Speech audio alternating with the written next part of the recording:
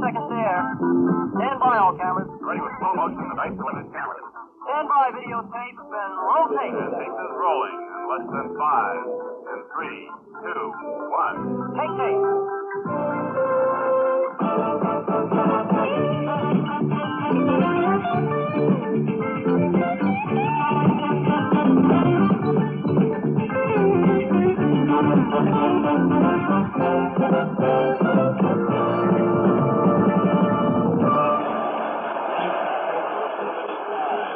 The city of Miami welcomes you to the Orange Bowl. And tonight, 80,000 plus have jammed their way into the Orange Bowl to watch their favorites. Tonight, they go against the St. Louis Cardinals versus the Miami Dolphins. And ABC's NFL Monday Night Football is brought to you by Goodyear. More people ride on Goodyear tires than on any other kind. And by Ford and your Ford dealers. See all the better ideas for 73 at your Ford dealers. And by Aurora, where holiday fun is built into every game. Yes, that's part of the enthusiastic, rabid crowd here to see their favorite team, the Miami Dolphins, and there's the record, the most impressive record in all of the National Football League. 10 games played, 10 games won. Big victories in the early going over Kansas City and Minnesota. 2 key wins over the Jets. Some say an easy schedule, but forget it. Because, as you all know, Buffalo beat San Francisco. Houston beats the Jets. Anybody can beat anybody. Ask the Los Angeles Rams about it. So give the Dolphins credit for the kind of fandom they've got here tonight, the kind of record they've produced. Their opponents, the St. Louis Cardinals. A woe-begone record, in fact, but a team that is capable of troubling a better team and maybe even winning. Witness their upset victory over the Minnesota Vikings. To tell you now about the St. Louis Cardinals, Andy Dunn Meredith. Thanks a lot, Howard. But when you've won 2, lost 7, and tied 1, you can't have a lot of things go well for you. And the Cardinals certainly haven't had a lot of things go well for them this year. You know, I kind of believe these guys. I've talked to them. They say, believe it or not, we really should have won a lot more than we have this year. Gary Quazzo is the quarterback. He's been fighting for that job all year, and he's been established to go the rest of the year by Coach Bob Holloway. Quazzo is not completing a high percentage of passes. He's throwing a lot of interceptions. But when things go wrong, everything goes wrong. His running backs, Donnie Anderson and Johnny Rowland. We will see Johnny Rowland tonight on your left. Break an all-time Cardinal rushing record. He needs 1 yard. Their leading rusher for the season is Donnie Anderson. And on defense, you meet a lot of guys in football. And this one right here is really very special to me. I respect this man. I'll put it this way. There's not anybody I've ever played I respect more than Larry Wilson. And I know he must be hurting because his team ranks number 13 out of 13 teams in defense. He's a player coach. He's established as a strong side safety tonight. He's going to be around where that ball is. Frank, what have the Miami Dolphins been doing all year to win all those ball games? Tell me now, Frank. Well, down there, a little bit of awesome. They've had their problems. Early in the year, their all-conference quarterback Bob Greasy was injured. Fortunately, Don Shula had thought about that in advance, and he had his old sidekick, Earl Morrill, to come on and take over for Bob Greasy. Earl Morrill in his 17th year out of Michigan State.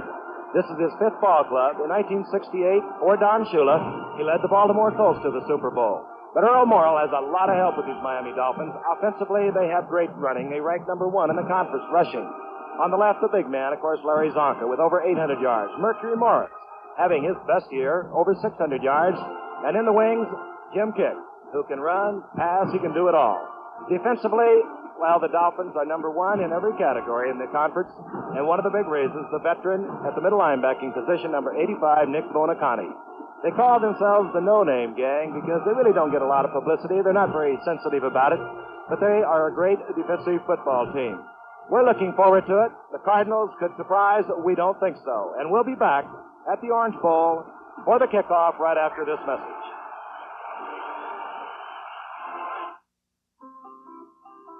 This is the way you start something good. This is the way you make it understood. You want something more. Something great, is it any wonder? You just can't wait. Put your hand round a country club can. It's a great malt liquor you got. Country club is a lot to drink without drinking a lot. The solid 73 Ford Torino. Can it ride over this course of 2x4 smoothly enough to keep a tightrope walker balanced on top? High wire specialist Bill Couch is about to find out on a tightrope rigged to Torino's body. He's counting on Torino's suspension to soak up the bumps and keep them safely on that wire. Bill signals, and they're off. Those wheels are taking quite a pounding, but Bill isn't, as Torino's remarkable suspension does its job.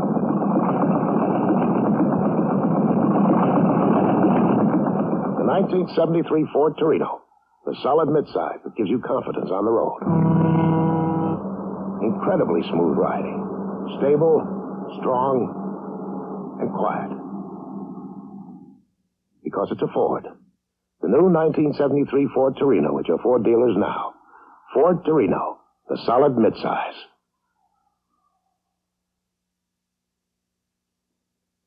Back at the Orange Bowl, we are now about to hear tonight's invocation by Rabbi Irving Learman, Temple Emmanuel, here in Miami.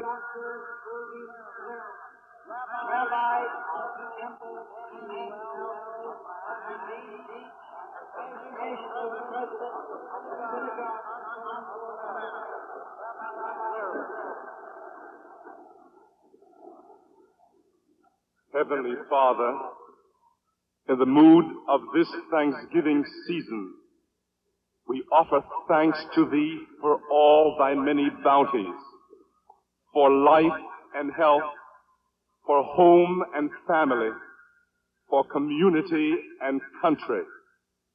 May the spirit of sportsmanship which has brought us together this evening dominate all human relations, teaching us mutual respect and understanding, and ushering in an era of brotherhood and peace for all Thy children everywhere. Amen.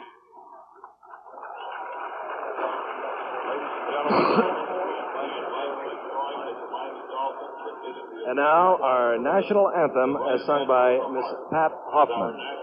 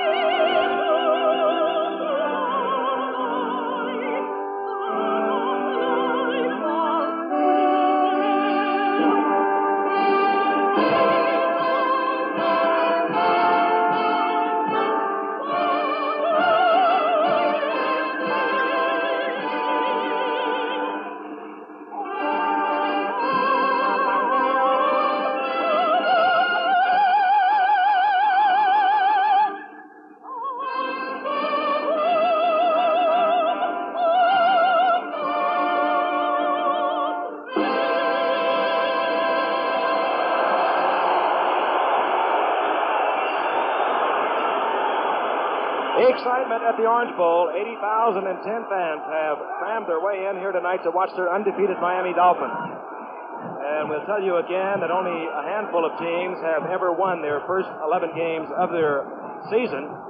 No team has ever gone undefeated and gone on to win a title.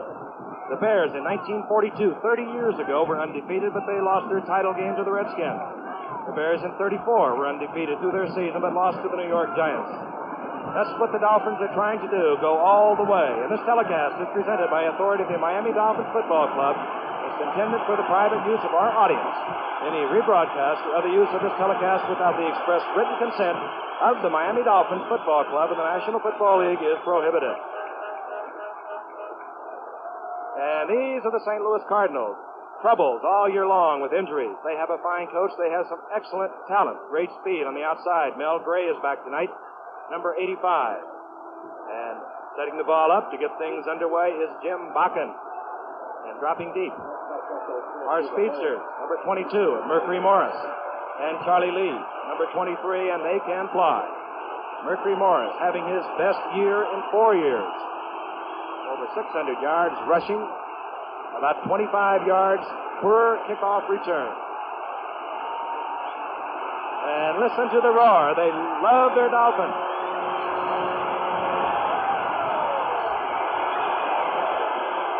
This will go to Charlie Lee. Way up out to the 25-yard line. Hit there by newly activated Cardinal, Chuck Beatty, number 31.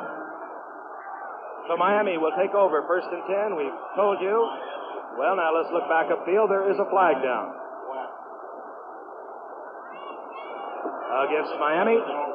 Holding and decline. The Cardinals like where things wound up. Half the distance to the goal. I did not decline it. I'll correct myself. He took the call, half the distance to the goal. Again, Earl Morrow will open at quarterback. We've mentioned Earl Morrow. His two setbacks are number 22, Mercury Morris, Larry Zonka's 39. The wide receivers, 81, Howard Pulley, and Otto Stowe, 82, replacing the injured Paul Warfield. Now, Marlon Briscoe, number 86, is in the lineup, rather than Howard Pulley. And getting the call is Mercury Morris, following the block of Zonka to the left side, up to about the 17-yard line. Stopped there by Ron Jankowski, activated tonight. He's number 78. The defensive front four of the Cardinals. Bob Rowe is 75. He's one tackle. John Richardson, a former Miami Dolphin, is the other tackle, 71. Don Brum, the veteran defensive left end, is number 86. Stallings, 67. Arneson, 57. In the middle, Terry Miller, 58, are the linebackers for the St. Louis Cardinals. Second down and 9, the ball resting at about the 13-yard line. Now coming in motion is number 81, Howard Twilley. Play fake by Morrow. The screen goes out to the flat. Attempt there to Otto Stowe. He had blockers in front, but he couldn't hold on to it. Terry Miller back there defending, number 58. That's secondary for the Cardinals as they can expect the pass, the draw, or the screen from the Miami Dolphins. Norm Thompson is the right cornerback, 43. Roger Worley, who used to play corner, is now the weak safety, number 22. Larry Wilson, the veteran, number 8, is the tight safety. And Miller Farr, number 20, the left cornerback. Third down and 9. Ball at the 13. This is Earl Morrow, passing 55% on the year. And looking deep, and it's out to Otto Stowe. And rule complete out to the 30-yard line. Stowe covered by Norm Thompson. Frank, let me quickly say that one of the problems that St. Louis has been belabored by all year is the absence of a pass rush. We're going to look at Otto Stowe now on this play. He's a top draft choice a year ago from Iowa State, cracked up with injuries, but a very highly regarded young football player. We'll talk more about the absence of the Cardinal pass rush as the game develops. And just short of the 30-yard line, the first down for the Miami Dolphins. And here comes the lightning one. Mercury Morris over the 35 to the 37. Mercury Morris averaging 5.5 yards per carry, and he's finally stopped by Mark Arneson, the middle linebacker, number 57. And on the sidelines, Bob Holloway, who's had his problems in his second year as the coach of the St. Louis Cardinals. He has only 6 men tonight that are starting that have been regular starters in their positions out of 22. That'll tell you the kind of year it's been. Many injuries for the Cardinals. Gain of 7 by Morris. It'll be second down and 3. The ball at the 32. Both wide receivers, Willie and Stowe, out to the left. And here comes Zonka. Zonka over the 40 to the 41. First down, Miami. And Holloway's counterpart, Don Shula, what can you say? 5 times the coach of the year. He's gunning for it again. He took the Baltimore Colts to the Super Bowl. He took the Dolphins to the Super Bowl. The big prize has eluded Don Shula this year here in Miami. They think that Don Shula will come up with the big one, of course, the Super Bowl. First down, Miami, moving from their own 41. Again, the wide receiver. Twilley, 81, Stowe, 82, move out to the left. Tight end, 80, Marv Fleming, the bottom of your screen. And The attempt was to Stowe, working against number 8, Larry Wilson. And that brings up again the story of the absence of a Cardinal pass rush. The Cardinals and people in the NFL know this, have one of the best defensive secondary groups in the National Football League. Miller Farr, Roger Worley, Larry Wilson, Norm Thompson. And let's watch in slow motion as that pass rush can't penetrate. Because of the absence of the pass rush, these fine receivers have had trouble defending, and they've allowed a 63% completion average against them throughout the season. And it's not really their fault. Just underway in the Orange Bowl, you're watching the undefeated Miami Dolphins. They have 2 first downs, 2nd down and 10 from the 41, and Morrill is in trouble, and Don Brum nails Morrill back inside of his own 30 at the 28.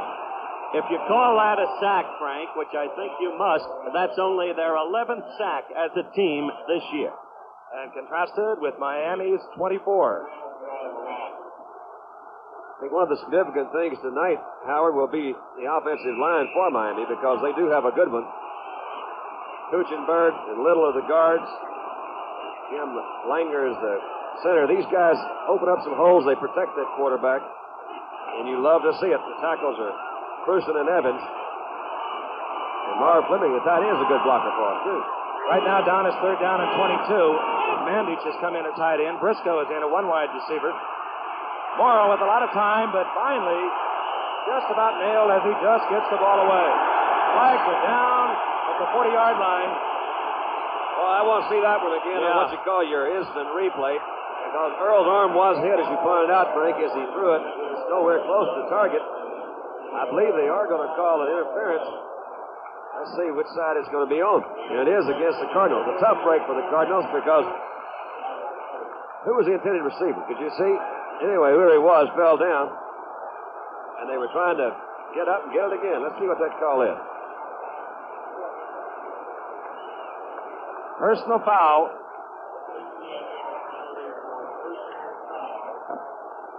Earl had plenty of time, but he can't really find anybody open. Now let's watch it. I believe that is either Don Brum or I believe that's Brum that comes right there at the last. And just as he throws, you can see that ball kind of squirt out there. Ball was almost intercepted by Stallings. It appears to me that it's a... Is that call a personal foul call? Personal foul. That means it was... He did something. That's what they called it. Yeah, he's not supposed to do something out there. First down, Miami. They're at the 44-yard line. Coming back into the game is the regular tight end, Marv Fleming. Wide receivers are 81, Twilly. Top of your screen, 82 is Otto Stowe, the second-year man from Iowa State. And here comes Mercury Morris. Larry Little out in front. And coming up quickly to make the stop is Miller Farr, number 20. Morris getting back just about to the line of scrimmage.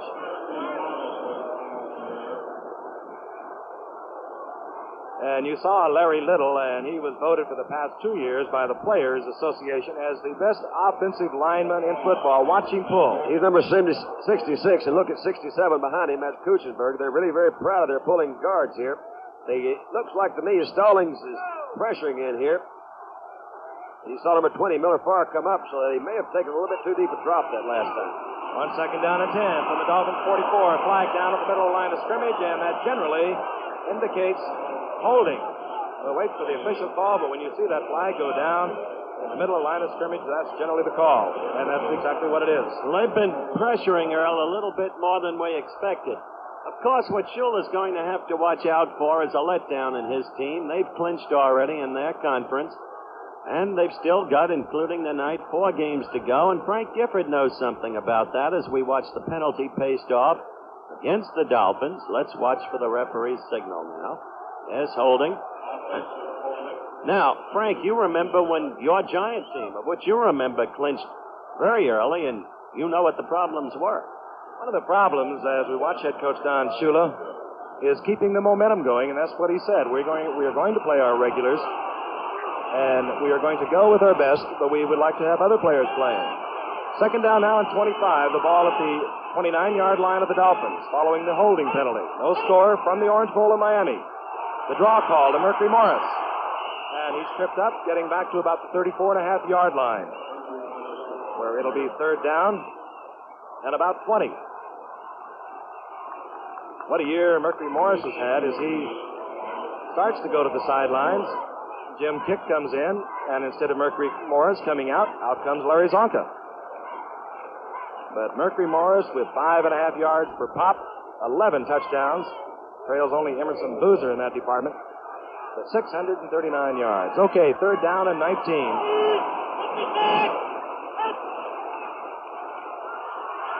The screen goes out to Jim Kick. It's a good block. Breaks loose. Over the 40 to the 42, but he'll be far short of the first down. That block was by number 66, Larry Little. Bob Rowe, number 75, got over along with Dale Hackbart, number 49, to make the stop for the Cardinals. Good defensive play that last time by Larry Stallings, who actually was right in the middle of that screen. He slowed Kick down. There's my old partner that's just been activated this week, Billy Lothridge. Boy, he has been around, Don. He has, the kid from Georgia Tech, the Ramblin' Wreck. Deeper Roger Worley, 22, 85 Mel Gray, and both of these men can fly, particularly Mel Gray, a 9.2 sprinter. 10 minutes remaining in the first quarter. Apparently the Cardinals have turned back the Dolphins in their first offensive attempt. And Worley showing a lot of courage at the 24-yard line. Roger Worley in his fourth year out of Missouri, and we'll be back at the Orange Bowl right after this message. What's behind Panasonic's Quadricolor TV? 4 technological advances to help you get the most out of color. 1, a modular chassis with sections that snap out and in for quick and easy replacement. 2, 100% solid state. In Panasonic's Quadricolor TV, the only tube is the picture tube. Everything else is reliable transistors and integrated circuits. 3, a black matrix picture tube. Each little color dot is surrounded by black. This makes colors sharper and more vivid. 4, easy controls that make it this easy. To unscramble the picture and correct color, tint, brightness, and contrast. To help you remember these 4 technological advances, Panasonic named it Quadricolor, a name that stands for our latest development in color TV. Panasonic, just slightly ahead of our time. 9 minutes and 50 seconds remain to be played in the first quarter. The St. Louis Cardinals on your right, the Miami Dolphins on the left. The Cardinals stopped the first offensive attempt of the Miami Dolphins. They now take over first and 10. They'll move from their own 24, and here is another much-traveled football player, number 10, or the number 15, Gary Quazzo, in his 10th year. Coming in motion. As up the middle goes number 44, Donnie Anderson. He's nailed there by Bill Stanfill. Here's a good shot. Manny Fernandez, let's take a look at him. Number 75. Straightens up the guard. Watch him move down that line. Got some help there by Bill Stanfill, number 84 also. Gain of about 2. The ball resting now at the 31. It'll be second down and 8. Offensive wide receivers. 84 is Walker Gillette. And this is the pass. Quazzo to Gillette. He fumbles the ball. Well, Tim Foley had the ball once. Did it get away? It did, and it's picked up by Dick Anderson, number 40. What a money player that Dick Anderson is. He's got a nose for the football. Fans will remember the interception and touchdown run in the playoff game against Baltimore last year. This year, a key interception on Namath, the pickup of a fumble by Cliff McLean in the big game against the Jets a week ago. Picking off a Mike Garrett muff, moving in for a key touchdown against San Diego. Anderson is not a no-name. He's a quality football player. Number 40. First and 10 for the Dolphins. They move now in the Cardinals' 29-yard line. Here comes Morris. Morris just getting back to the line of scrimmage, met there by Mark Arneson, the middle linebacker for the Cardinals. Mark Arneson, a rookie from Arizona, forced into action really by head coach Bob Holloway when Mike McGill was injured, Jamie Rivers were injured, and the rookie has shown a lot of promise. Not big, 6'2", 220. Morris, in fact, loses a yard. The ball resting now just over the 30. It'll be second down and 11. Morris again. Here comes Kuchenberg, number 67, with the block. And look at him go. Out of bounds at the 25.5-yard mark goes Mercury Morris. Don Brum did a heck of a job that time stringing it out from his defensive end position. He was playing off his block, kept his feet, forced Morris out wide. When you do that, it enables the secondary, and as Howard pointed out, they're one of the best in the business. Come up, closed out that play, didn't pick up much yardage at all. All right, Jim Kick has come in, replacing Mercury Morris, probably for added passing strength. 3rd down and 7, the ball at the 25.5-yard mark. Stowe goes out to the left. He's met there by Norm Thompson. Out to the right goes Howard Quilley, picked up by Miller Farr. The tight end is on the left side. All the way down to the 8-yard line goes Howard Quilley. And this man sometimes is amazing. Really pretty, Frank. It looks like he has one-on-one. That with Farr, you see Kick coming out of the backfield to pull the linebacker Stallings out. There's a big hole in there. You may have noticed that before that game, Zonka went up and set outside the tight end, called a trip set. That brought Larry Wilson and Roger Worley over, put him one-on-one with Farr. 3rd and goal, the ball at the 8-yard mark.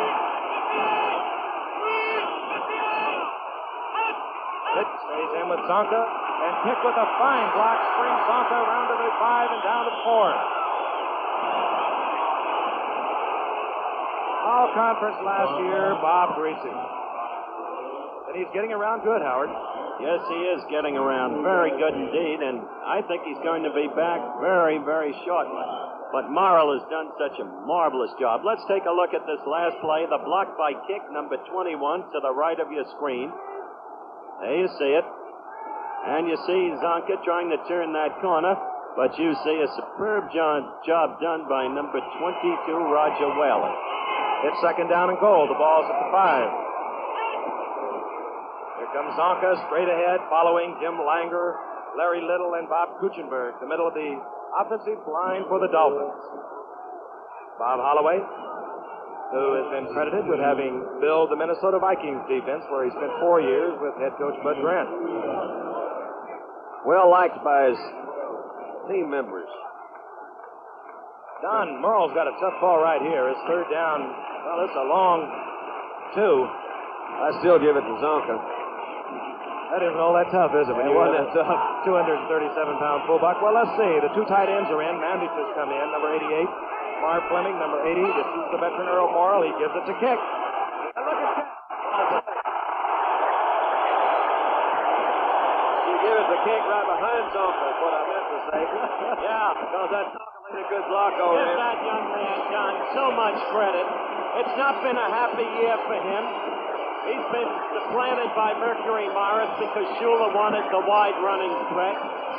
Look at this. Little leads out. Watch Zonka's block, number 39. His Kick just lowers his head. He gets number 43, Norm Thompson, and takes him on in with him. This is a happy team. That's the point I wanted to make. Despite the fact that Kick, as a Cardinal, seems to be injured there on the field, despite the fact that Kick has been supplanted by Morris, there's a togetherness on this club that's terrific.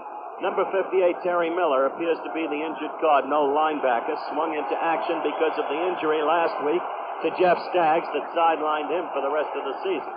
As Frank told you earlier, Holloway has been beleaguered by terrible fortune all year long, the form of injuries, and out goes Terry Miller. Larry Wilson was telling me today they've had 58 players this year. Is that right? 59. All right, Terry Miller has moved off to the sidelines. Gary Yepremian has come on to attempt the conversion. Earl Morrill will do the holding. 5:57 remaining in the first quarter. The Dolphins out in front first. The middle sidewinder. Set an NFL record a few years ago at Detroit. And he drills it. The Miami Dolphins lead the St. Louis Cardinals 7-0 on a beautiful night for football from the Orange Bowl in Miami, where we'll be back right after this message. A Goodyear test track in Luxembourg, Europe. Jackie Stewart, world's champion racing driver, is about to test a new Goodyear radial tire. The custom wide tread radial, made in America for American cars. Goodyear has made radial tires for Europeans for 13 years. Now this knowledge has been put to work in building a new radial tire for American driving. The sidewalls flex. The tread stays firm for handling and long mileage. In addition to exceptional long wear, the Goodyear radial gives you a confident feeling of control on slippery roads, on curves, making sudden stops. The custom wide tread is a radial tire with a polyester cord body and 4 belts to hold the tread firm on the road. Only Goodyear has the custom wide tread radial, made in America for American cars. See your Goodyear man. This happened just a few moments ago, Don, and watch him run. Points out the individual effort. Frank, watch Kick as he cuts off left tackle, lowers that shoulder. Got good leg drive. Kick's a good football player, as he's proved the last few years. That's Norm Thompson, number 43, that he meets about midsection there, and takes Norm back with him. Here's the littlest man in the Dolphins squad, sidewinder Gary Yepremian. Kicking deep, Bobby Moore, the All-American from Oregon, has it at the goal line, out to the 15. You don't want to let him loose. He can fly, and he just about popped. Out to the 23 goes Bobby Moore. It'll be 1st and 10 for the St. Louis Cardinals. He's one of the leanest, most supple-looking athletes I've ever seen, as well as one of the best dressed. He could run a contest with Walt Frazier of the New York Knicks. But he's going to be a great one. He's the spitting image of Lenny Moore, whom you so well remember, Frank. He does have that same kind of grace. Out to the right he goes. That's number 28, Bobby Moore. The setbacks, Johnny Rowland, 23, Donnie Anderson, 44. Tight end is Jackie Smith. Here comes Mel Gray. And it's Donnie Anderson. And Anderson over the 25 to the 27-yard line. Stopped there by Dick Anderson. Donnie is remembered as the biggest bonus baby of all time during the pro football war, a glamour boy. But he's really a very introspective and thoughtful young man who doesn't give off the glamour image in personal conversation. He's worried about himself, about a possible loss of speed. Yet twice in the last 4 games, he's run for more than 100 yards. And he picks up 3. It'll be 2nd down and 7. Firing over the middle to the big tight end, Jackie Smith. And look at him go. He can run. Jackie Smith, the 10-year veteran. And as Don Meredith said, you don't want to let this man get in your secondary because he can fly. Not only that, Sandy, he came back from a knee injury, remember, in the San Diego game a year ago, which was a Monday night game, and a lot of people were worried about whether or not he'd get it all back. I think he demonstrated right there he has. Do a quick toss right over the middle. Saw Quazzo hit him. He was wide open. He came inside the linebacker. He's trying to pick up that block. Looks like Mel Gray out in front of him, number 85. He can run. He was a sprinter in college. Really a nice guy, too. Like old Jackie. At Little Northwest Louisiana, 32-yard gain, 1st and 10 for the Cardinals. They move from the Miami's 42-yard line. Johnny Rowland takes a pounding as he goes off right tackle. If he got 2 yards, Frank, he broke the record right there. He needed 1 to tie. You got some information on it? Well, he broke Charlie Trippey's record, and that has stood for a long time. And Trippey's record was 3,510 yards, so Rowland has made Cardinal history. And you think what he might have made had he never suffered that knee injury, because he was the finest-looking rookie back that I think I've ever seen come into football a few years ago. He really was something. Still is. Look at him. He looks like a football player. He gains 4. It'll be 2nd down and 6. The ball at the 38. 3:23 remaining in the first quarter. Here he comes again. Johnny Rowland.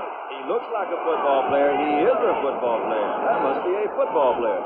Funny thing, in the light of the way things are currently going, we're advised that we'd see a lot tonight of Leo Hayden, who had been the Vikes' #1 draft choice a year ago, is now the property of the Cardinals because Hayden's got speed, and they haven't been satisfied, quite frankly, with the speed of Rowland and Anderson as a duo.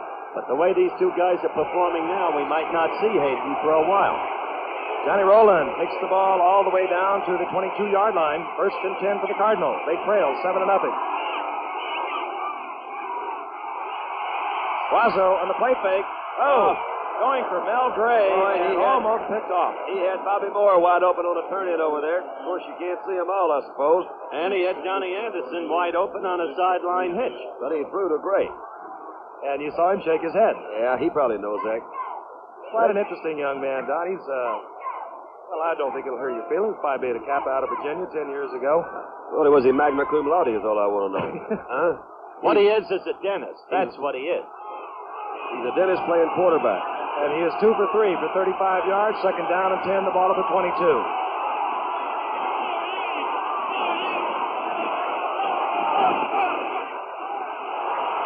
Rolling. And he's met there by Bob Hines, number 72. Good defensive front four for these Dolphins. 72 Hines, Manny Fernandez, highly underrated according to middle linebacker Nick Bonacati. 75 Fernandez. Vern Denherter, the defensive left end, Nick Bonacati says made the difference in this defensive team from last year. He's number 83.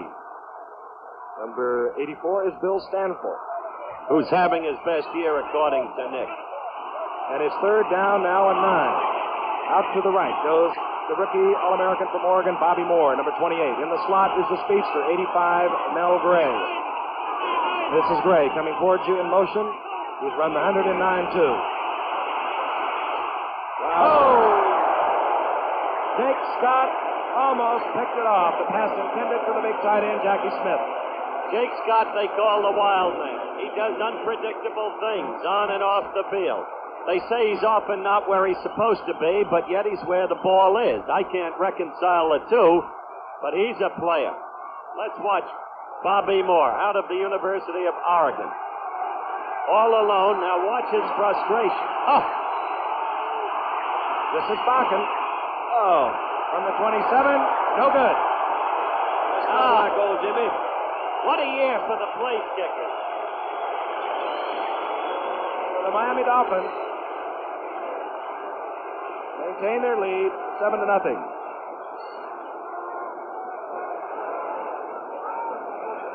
And on the sidelines, Gary Quazzo talking with Eddie Hughes, the assistant coach. We'll be back after this. The horses are now entering the track. Wait a minute. Something seems to be wrong. Where are the jockeys? The name of the game is Aurora Derby. Each time you get your ball in the hole, your horse moves. Cars charging ahead. Pinocchio moving along the rail. Lockjaw closing in. It's Predicott and Pinocchio neck and neck. Predicott and Pinocchio cheek to cheek. Looks like a photo finish. 60,000 fans out there, and you guys are in here playing a game. What do I tell them? Tell them Pinocchio won by a nose. Aurora Derby. It's a racetrack in your own home. Speed up. Slow down. You're in control all the way. The name of the car, AFX Aurora Factory Experimentals. You control them on the Monza Spider race set with this electric speed control. Give it the juice on the straightaway. Slow down on the curves. Keep racing them lap after lap. The Monza Spider race set comes with 2 AFX cars, controllers, tracks, and safety wall power pack from Aurora. 1 minute and 38 seconds remain in the first quarter from the Orange Bowl in Miami. Jim Bakken has just missed a 27-yard field goal attempt for the Cardinals. They trail this team, the undefeated Miami Dolphins, 7-0. Dolphins now moving from their own 20. Zonka, Morris the setbacks. This is Zonka following Kuchenberg, number 67, and what a block. Boy. Ooh, that hurt. I tell you what, I always wondered how that guy, what does a guy like Norm Thompson think about when he's going to hurt? He knows that's going to hurt. Here's Kuchenberg running right at him, and man, he buried him. I want to tell you, we're seeing a lot of great guards in the league these days, especially in these 2 consecutive weeks. Little and Kuchenberg here with Miami, Johnny Wilbur, number 60 and 73, Paul Labick with Washington, and they're reviving the memories of 63 and 64 with Green Bay, Giffer, Thurston, and Kramer. 2 fine ones and good tackles. Doug Cruzan, 77, Norm Evans, 73, the leading rushing team in the American Conference. Zonka got 8, second down and 2 from the 27. And pounding very close to the first down is Mercury Morris. And he gets the first down. Remember the way Mercury Morris sounded off after the Super Bowl shellacking? Complained about not being played. Shula met with him privately, chewed him out, said, talk to me about it, not the press. But Shula took note because he started playing a point. That's right. Over 639 yards coming into the game. Here he goes. He's spun up at the line of scrimmage. Number 60, Jim Hargrove, made the tackle. He came in to replace the injured Terry Miller, who was injured when Jim Kick went in to score for Miami. Matter of fact, Giffro, when Mercury Morris was started this year over Kick, a Miami sports scribe went up to Shula and said, why handle it this way as the quarter ends? We'll finish this story in just a moment. That is the end of the first quarter with the St. Louis Cardinals trailing the unbeaten Miami Dolphins by a score of 7-0.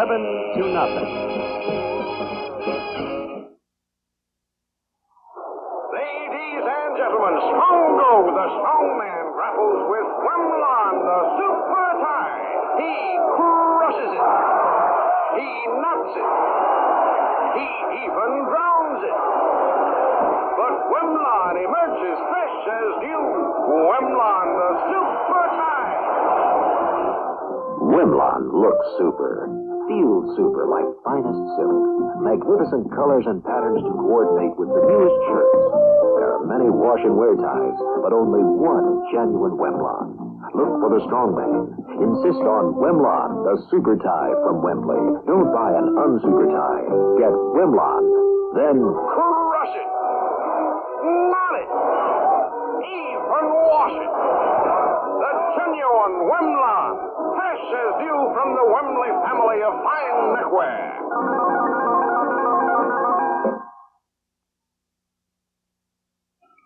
Larry Little runs a summer camp in Miami called the Gold Coast.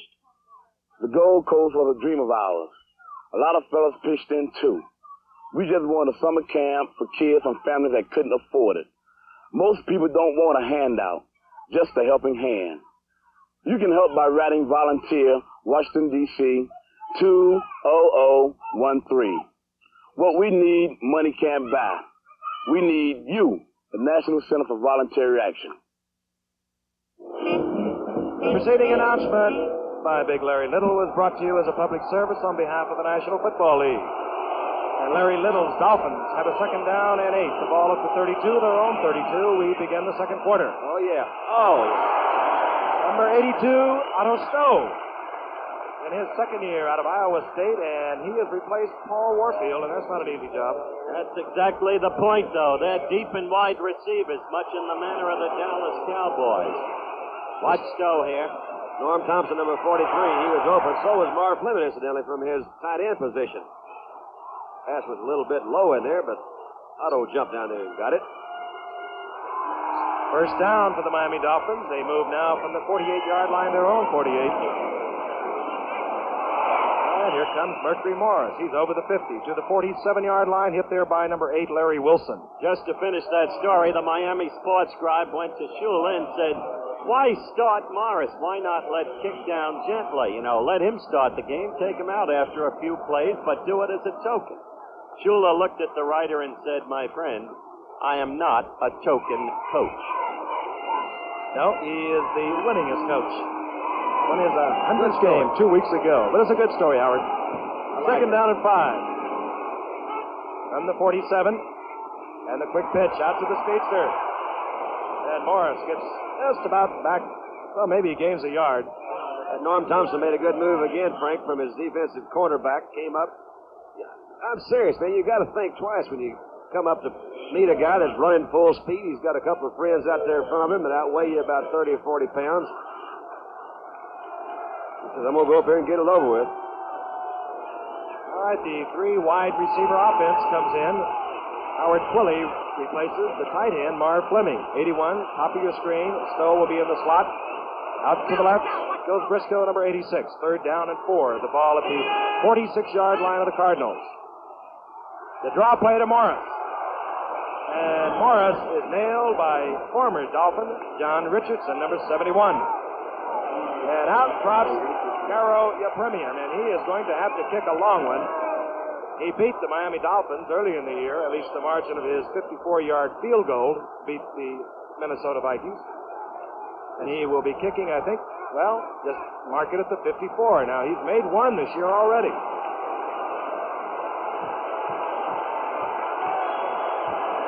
54 yards away from 3 points for Miami. This will be Roger Worley.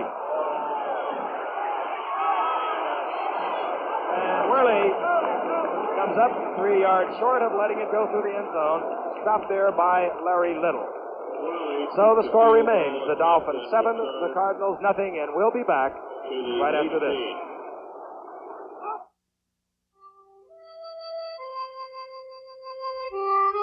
Gillette makes a better double edge now than the one your father used.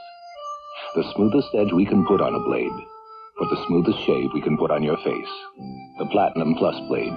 And someday, Gillette will make even a better blade for your son. The more things change, the more they stay the same. We made the first blade, and we're still the first blade. Gillette.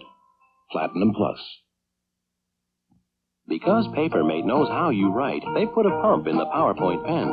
So even at odd angles, on the worst surfaces, the Papermate pumps ink to the point, automatically as you write. So no matter where or what you have to write on, the Papermate PowerPoint keeps on writing smoothly, even when you wish it wouldn't. The Papermate PowerPoint, the pen that pumps the ink. Put a Papermate gift set in someone's stocking this Christmas. 12 minutes and 16 seconds remain in the half. The Miami Dolphins out in front of the St. Louis Cardinals, 7-0. Garo Yepremian has just missed on a 54-yard field goal attempt. This is the Cardinals quarterback, Jerry Quazzo. In motion goes Mel Gray. The toss goes out to Donnie Anderson. He can pass. And watch out.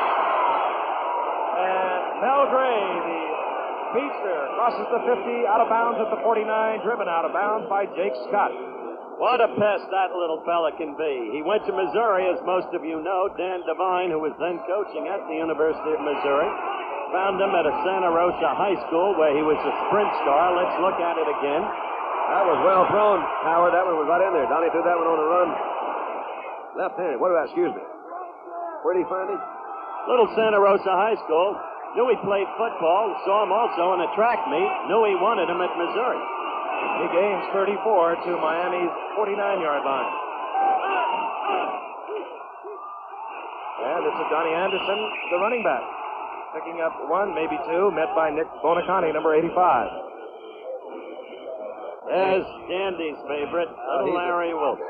I told him one time, I said, Larry, only D.N. could love a face like yours. I don't think he loved it, but he's got a lovely wife, D.N., and 3 kids. Lives on a little farm outside of St. Louis. He's quite a fella. Really do respect him. All right, the Cardinals pick up 3. It'll be 2nd down and 7. The ball at the 46. Quazzo going out to Mel Gray. And he's met there by number 25, Tim Foley, at the 41-yard line, a gain of 4. That's one of the guys you don't hear about. Cornerback Tim Foley. The other cornerback, 45, Curtis Johnson. As Frank perhaps implied earlier, we had a long session yesterday with number 85, Nick Bonacani. Went over every single man on the Miami roster with him, offense and defense, and he talked about the extraordinary improvement in the cornerbacks, the way they've learned to come up and hit hard, so that nobody can turn the corner against them, the way they've learned to cover people. 3rd and 3 from the 42. Anderson, Dick Anderson, and he can turn on the excitement.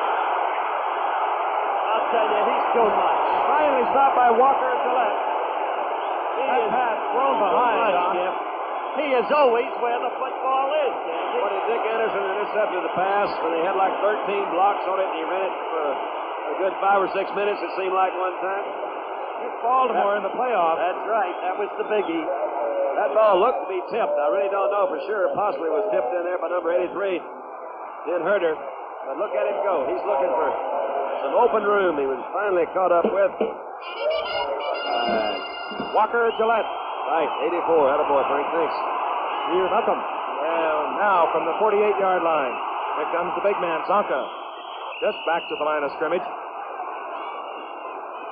Mark Arneson is there, number 57, along with 75, Bob Rowe.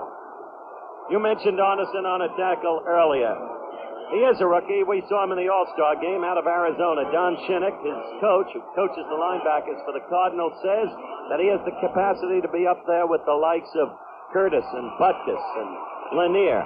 And we'll develop perhaps more on that later if he figures in the contest. I'll tell you why he makes that judgment. All right, 2nd down now and 9. The ball just short of the 50-yard mark. Earl Morrow crossing out to Mercury Morris. Zonka gets the block. Morris down to the 45. Stopped there by Norm Thompson, number 43, coming up from the right corner. And Donison, 57, was in there again. It'll be third down and 3. And NCAA college football continues this Saturday with an exciting doubleheader. At 12:30 Eastern Standard Time, it's the traditional Army-Navy Classic. Then at 4 Eastern Time, the Fighting Irish of Notre Dame take on number 1 ranked USC. And they hope to continue their unbeaten season. Do like to talk about them. Don't miss this exciting college football doubleheader this Saturday on ABC. And right now, the Dolphins from the 45-yard line of the Cardinals on 3rd and 3. Morrow trying to go out to Morris, incomplete. And I would suppose that little Garrow, your Permian, will have another shot from about 2 yards closer, probably about the 49-yard line of Miami, or a 51-yard field goal attempt. I suppose he will. The point Shinnick was making, Frank, I'd like your judgment on this, having played with so great a one as Huff, and yours, Don, having played with Jordan. Well, we'll have to watch the kick first. I can hardly wait to give you my opinion. Left-footed. In 1966, he one time kicked 6 of them in one game. The 52 in his block. And Larry Wilson. He's picked him up and gone before. Wait a minute. Garrow ended up with the football. It, of course, does not matter. But Larry Wilson raced in, and I believe number 31, who was just activated today, Chuck Beatty. That's right. Made the block from the Steelers, Skip. All right, now the Cardinals have their break.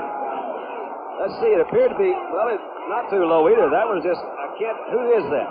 Who is that guy? Number 75, Bob Rowe. I think that's the 4th field goal he's blocked this year. So a big break for the Cardinals. They trail 7-0. We'll be back after this. Any good news, Julius? Mark IV. I see but one. Verily, such stuff as dreams are made of. Mark IV. Ah, thy cigar. What a noble thing it is. Tell me, hast thou stuck it rich? 20 cents. Noble. Friends, Roman countrymen, lend me thy box. Take this four-pack for thy chosen pocket. There are still some good things. Mark IV. A noble cigar. Right now is the time for winter tires.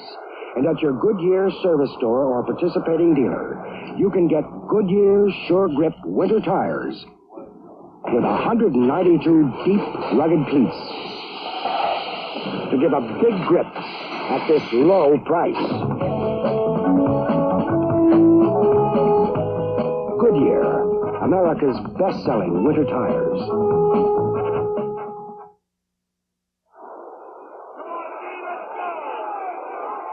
Bob Rowe just blocked a Miami field goal attempt for 51 yards. The Cardinals with their first major turnover. 1st and 10, they move at Miami's 35-yard mark. A play fake by Gary Quazzo. And is he nailed by Dan Herder. Dan Herder. Second-year man out of Central College in Iowa, and he is something else. He has become some story. Incidentally, Dandy, you're absolutely right when you talked about Bob Rowe. Seems to be having his best year as a Cardinal, and this is 6th year. He blocked 3 field goals in one game against the Baltimore Colts, the opening game of the year, when the Cardinals pulled a surprise by defeating the Colts, who were then considered still to be one of the strongest teams in the league. I believe the Lions say he blocked 2 of them with his hands and 1 of them with his hands. With the helmet. And on 2nd down and 17, we have the prevent defense for the Dolphins, and they come with the blitz with a 3-man front 4. In and out of the hands of Johnny Rowland. A lot of open territory, too, had he been able to corral it. He ordinarily is a very good receiver. I believe he could have had that one. That was a little high, but it wasn't that high. All right, it'll be 3rd down now and 17. 8 minutes, 11 seconds remaining in the half. Again, Miami out in front, 7-0. Jim Kick went in from 2 yards out. That in the first quarter. Dolphins have missed 2 field goal attempts, one of 54 and one of 51. On 3rd and 17, the Dolphins with their 3-man rush, 3 big men. They have brought Matheson, 53, in the extra linebacker, Mel Gray. Motions left. Out to Donnie Anderson. He can't hold on to it. There's another one looked like he was in there. Tell you, for a dentist, he's throwing pretty well tonight.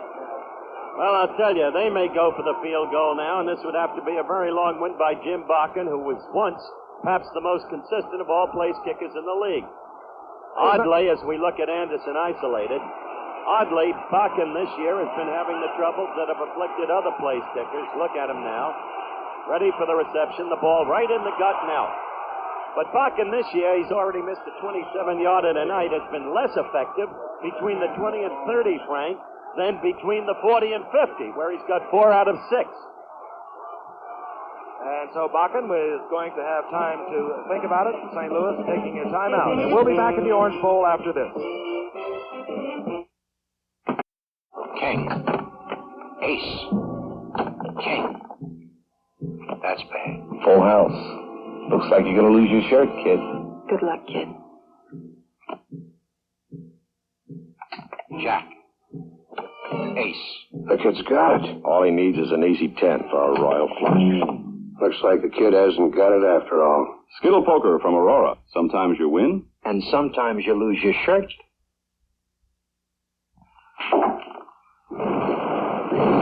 Nice shot. I've made better. Want to play? I came to play Wisconsin Skinny. That's me. You a hustler? Nope, salesman. Break.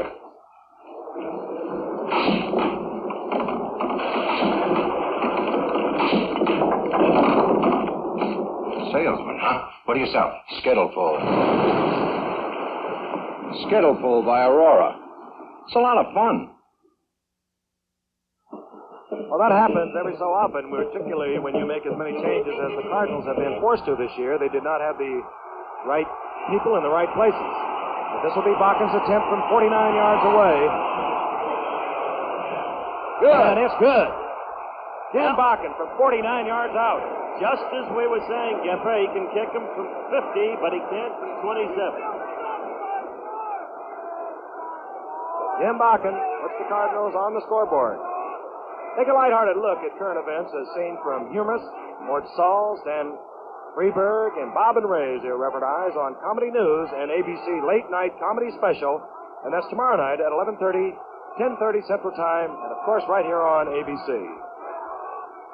Well, as we await the kickoff, Gift, the Miami fans are strangely quiescent because their team seems to Wait a minute. slumbering No, tonight. they're just quiet. They're not making much noise. All right, we'll put it that way, Dan DeRue. Thank you. In any event, this is going to be Don's problem, Shula's problem, to keep this team up and alive and going. A supposedly weak St. Louis team giving them, at this point, a good game of it at 7-3. And we have 7:59 remaining in the half. Jim Bakken kicks. Charlie Lee, in and out of the hands, touchback. And so far, the Cardinals, even though Miami has had most of the possession time, the Cardinals have battled the Miami Dolphins to that 7-3. And this Cardinal team is a good football team. They have a lot of speed. They have just been besieged with injuries. They're catching a lot of trouble at home. People have started shuffle the card fan clubs. Stick an ad out in the paper. That really helps the football team. Gives you a lot of support. Really. 1st and 10 from the 20. Both backs coming out of the backfield. This is Briscoe. Nailed there by Larry Stalling, 67. Don, I don't have the stats before me, but hasn't Earl been throwing a lot tonight? Remember, Miami has the leading ground game in the National Football League. They've been averaging over 200 yards a game on the ground, and it seems to me Earl's been throwing a lot against this club. I think you're right. He's thrown 8 times. That's not an awful lot for one quarter, but it appears that he is. That Briscoe's been a fine addition to this ball club, too, Howard. I'd like to hear you get into that one in a little while. On 2nd down and 2, and big hole. There he is. Jim kick. Look at old Sundance go. Cut his hair, Don. Looked at Morris, said his is short. He's got the starting role. Hey, look at it. Had a good blocks up there by that front four we've been talking about. Look at that effort on Kick's part to gain an extra yard. Keep that balance, put one hand down, kept going. Got another good block by Zonka there in the middle, too. These guys work very well together. First down, the ball at the 37-yard line. 6 minutes, 43 seconds remain in the half. And kick again. This time, Larry Stallings holds on to trip kick up just at the line of scrimmage. This program is being brought to you as an ABC Sports exclusive. Right now, let's pause 5 seconds to allow our local stations to identify themselves.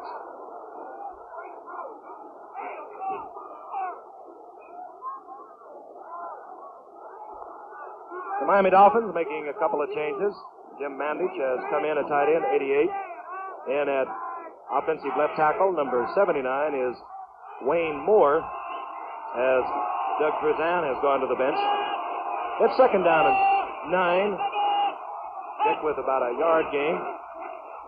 The screen goes to Briscoe, and he can throw it also. That's 3 for 3 for him. Yeah, that's a pretty play. I like that. That's fun.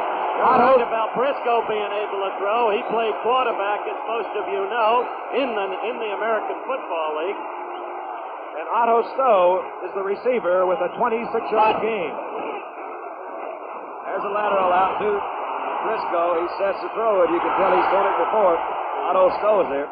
That was not 2 forward passes, as you possibly noticed that the ball from Earl Morrow to Briscoe was thrown laterally, so that would be termed as a lateral than the other forward pass.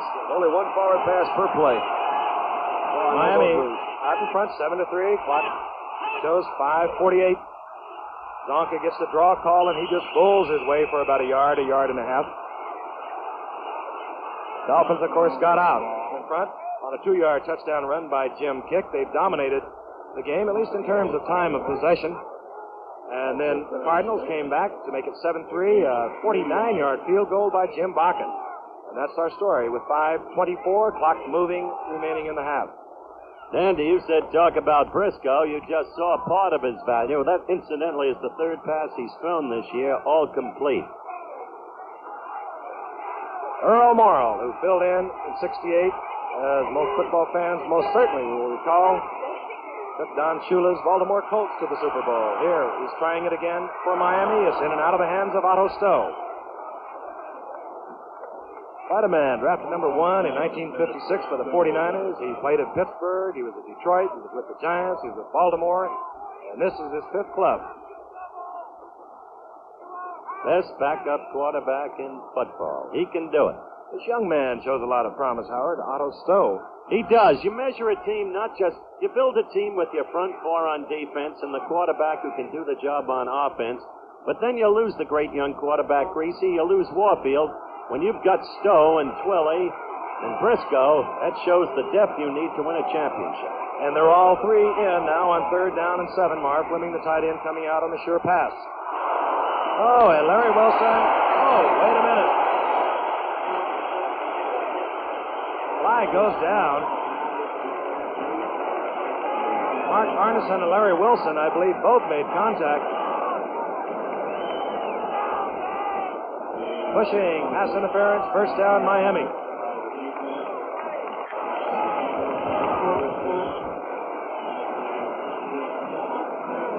Four minutes, 54 seconds. Ball marked now at the 27-yard line. Cardinal secondary. Thompson 43, Worley 22, Wilson 8, Miller Farr 20. Both wide receivers now go out to the right for Miami. Morrow falls down on the play fake, and he's immediately buried there. Richardson, 71, was there, along with 75, Bob Rowe, and that happens. All you can say is just really is embarrassing. It looked like, let's see, it looked like he trips over somebody's foot. Possibly his own. Yep.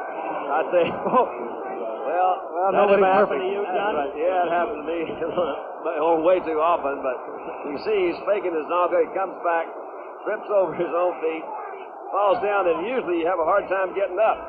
For some reason, you try to get up in a hurry, and you just can't do it. You know, after 17 years, you're going to trip and stumble every now and then. All right, it'll be second down now and 18. The receivers are Briscoe. He goes to the right, Stowe's out to the left. The tight end, Mandich, is in now, the third-year man out of Michigan, replacing Marv Fleming. In there. Marlon Briscoe, he's got the first down. He's inside the 15. The thing I was talking about a while ago, this guy does have a lot of speed, too. And when they picked him up, that was one of the reasons he can't move. He's just going down. He's working on Miller Farr, number 20. Comes through on the inside. That's a well-thrown football, by the way. Right in the seams. That's Stallings, number 67. But look at him when he gets it. He's got his eye moving for that defensive back. Howard, not to put you on the spot, but how did he get here? Number 86, he led the AFC in 1970 at Buffalo. You figure it out. Played out his option, didn't he? No, he didn't. He was traded. It was another of Shula's great deals. And he gives the Dolphins a 1st and 10 at the 13. As a matter of fact, yesterday, Frank and I asked Nick Bonacani what happened with Briscoe. We thought Shula got him down here to play ahead of Twilly because he's faster than Howard. And Nick said, you wouldn't believe Twilly. He's done everything. He's even running fly patterns. He's having an incredible year, and he just beat Marlin out. But what a guy to have on the bench in Briscoe. It's the very depth that we were just talking about, and including having a Morrow behind Greasy. He goes out to the right, Stowe out to the left, 2nd down and 8. The ball marked right at the 10-yard line. Oh, the blitz is on, and zeroing in on Earl Morrow is Roger Worley and Mark Arneson, the full blitz for the Cardinals. Well, Worley is a free safety. That is Worley. You see number 78 in there first. And a whole bunch of them get around him. I have to give a lot of them credit for that one. You've been under those a few times, Don. It really gets noisy, doesn't it? By the way, you know what Briscoe's comment was when he was traded to Miami? Sandy said, I've always wanted to be on Monday Night Football. All right, 3rd down now and 15. The ball marked at the 13. Briscoe out to the right, Stowe out to the left. Going deep for Briscoe, and this time covering Briscoe well was number 20, Miller Farr, brother of Mel Farr. Fine brother act in the National Football League. Interesting the way Shula uses Mandich in these situations, Frank, because obviously Shula considers him a better receiver than Fleming, who's known for his blocking, but has not been known in recent years for his receiving. So Garo Yepremian comes on, and this man has not missed all of last year from inside the 30, nor has he this year. 14 of 24 overall, 15 of 25. You can almost say it's automatic when it's inside the 30 for Garo Yepremian. As the Dolphins extend their lead over the Cardinals to 10-3.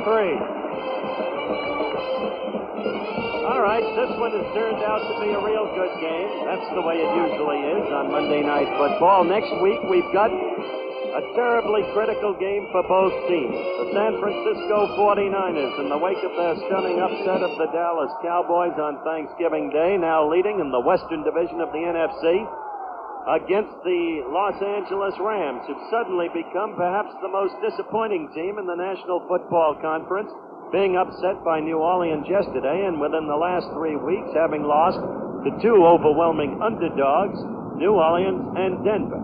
So it's a must-win game for the Rams. And, of course, Atlanta is right in there, too. A big one next Monday night. Underway. This will go to Mel Gray in the end zone. And keep in mind, this man has run... Oh, and the fake reverse this time by Mel Gray. Down he goes. Great defensive play there by number 51 of the Dolphins.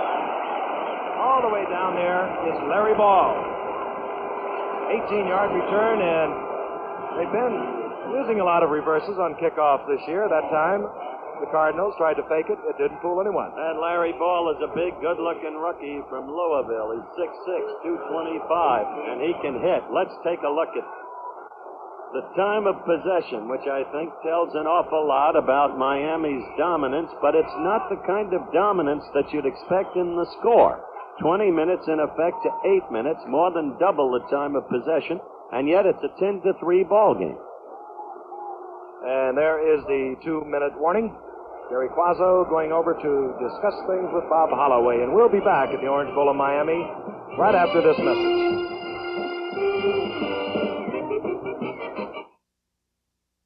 Every Ford Pinto that we build has to live up to the good Ford cars of yesteryear. Even the ones driven by bad people like Clyde Barrow, the bank robber. His actual letter is still in the Ford file. I have drove Fords exclusively, it says, when I could get away with one. For freedom from trouble, Ford has every other car skinned. Well, we think today's Ford Pinto has a lot of other cars skinned, too. Watch our friend the fire chief and his 3-door Pinto runabout.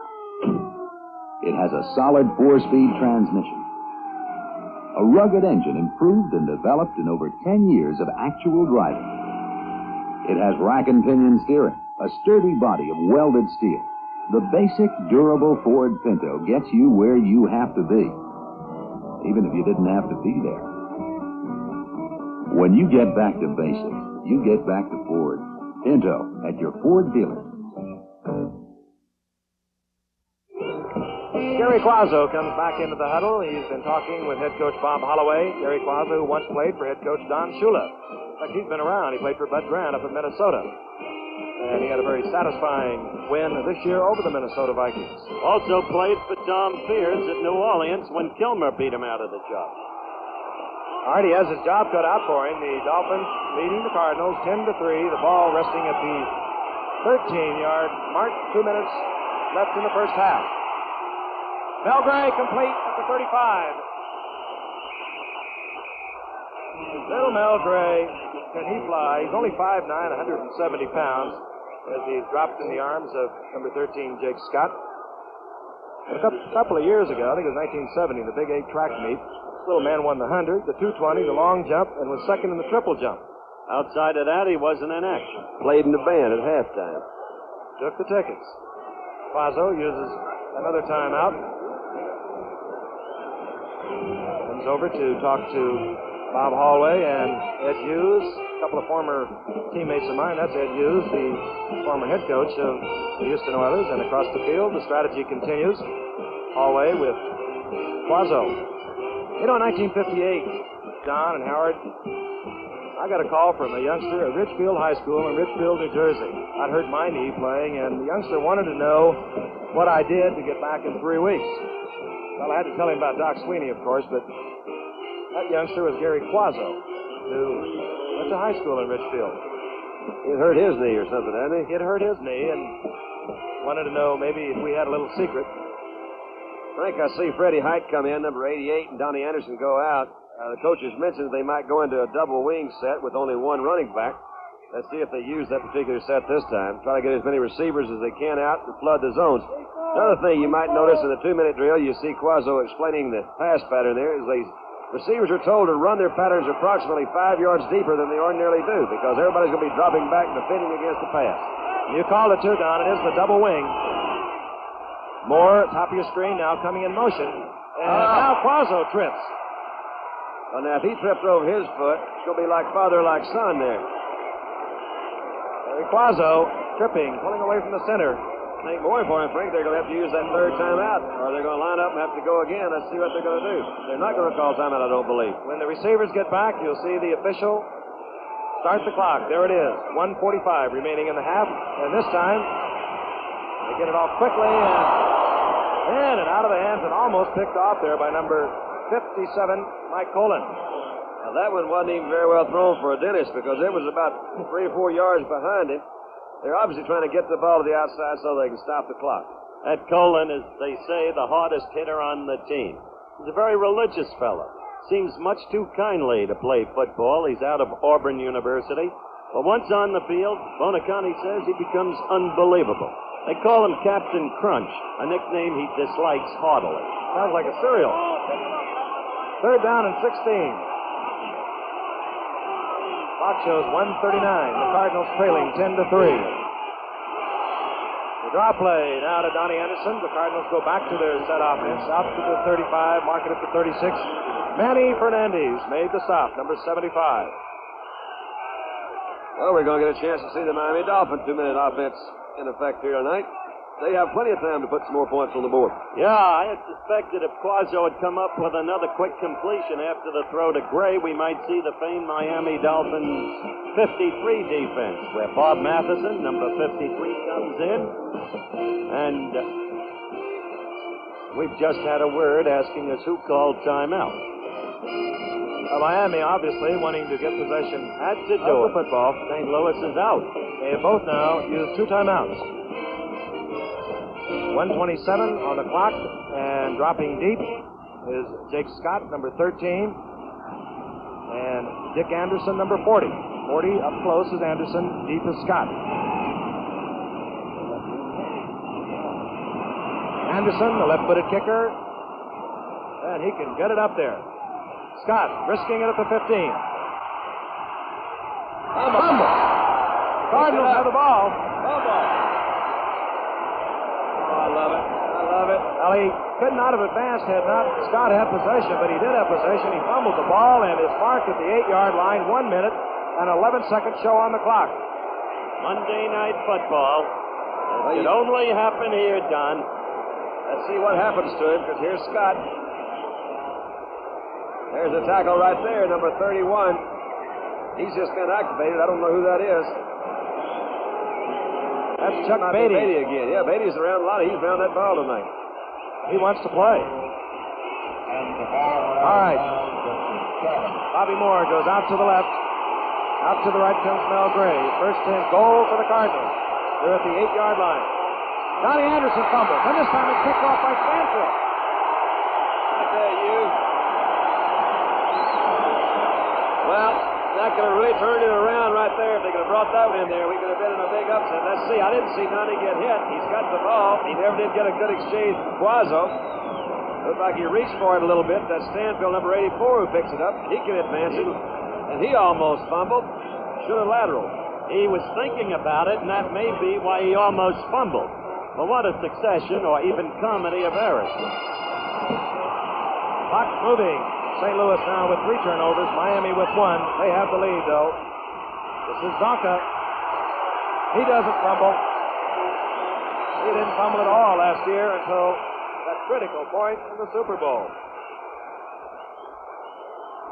Zonka picks up the first down. He moves out to the 27-yard line, and Miami uses a timeout. A lot of confidence in their offense as Earl Morrill moves over to talk to head coach Don Shula. There are the turnovers we mentioned. ABC Sports has an outstanding array of postseason football coming your way. On Monday night, December the 18th, it's the Liberty Bowl, Iowa State versus Georgia Tech from Memphis, Tennessee.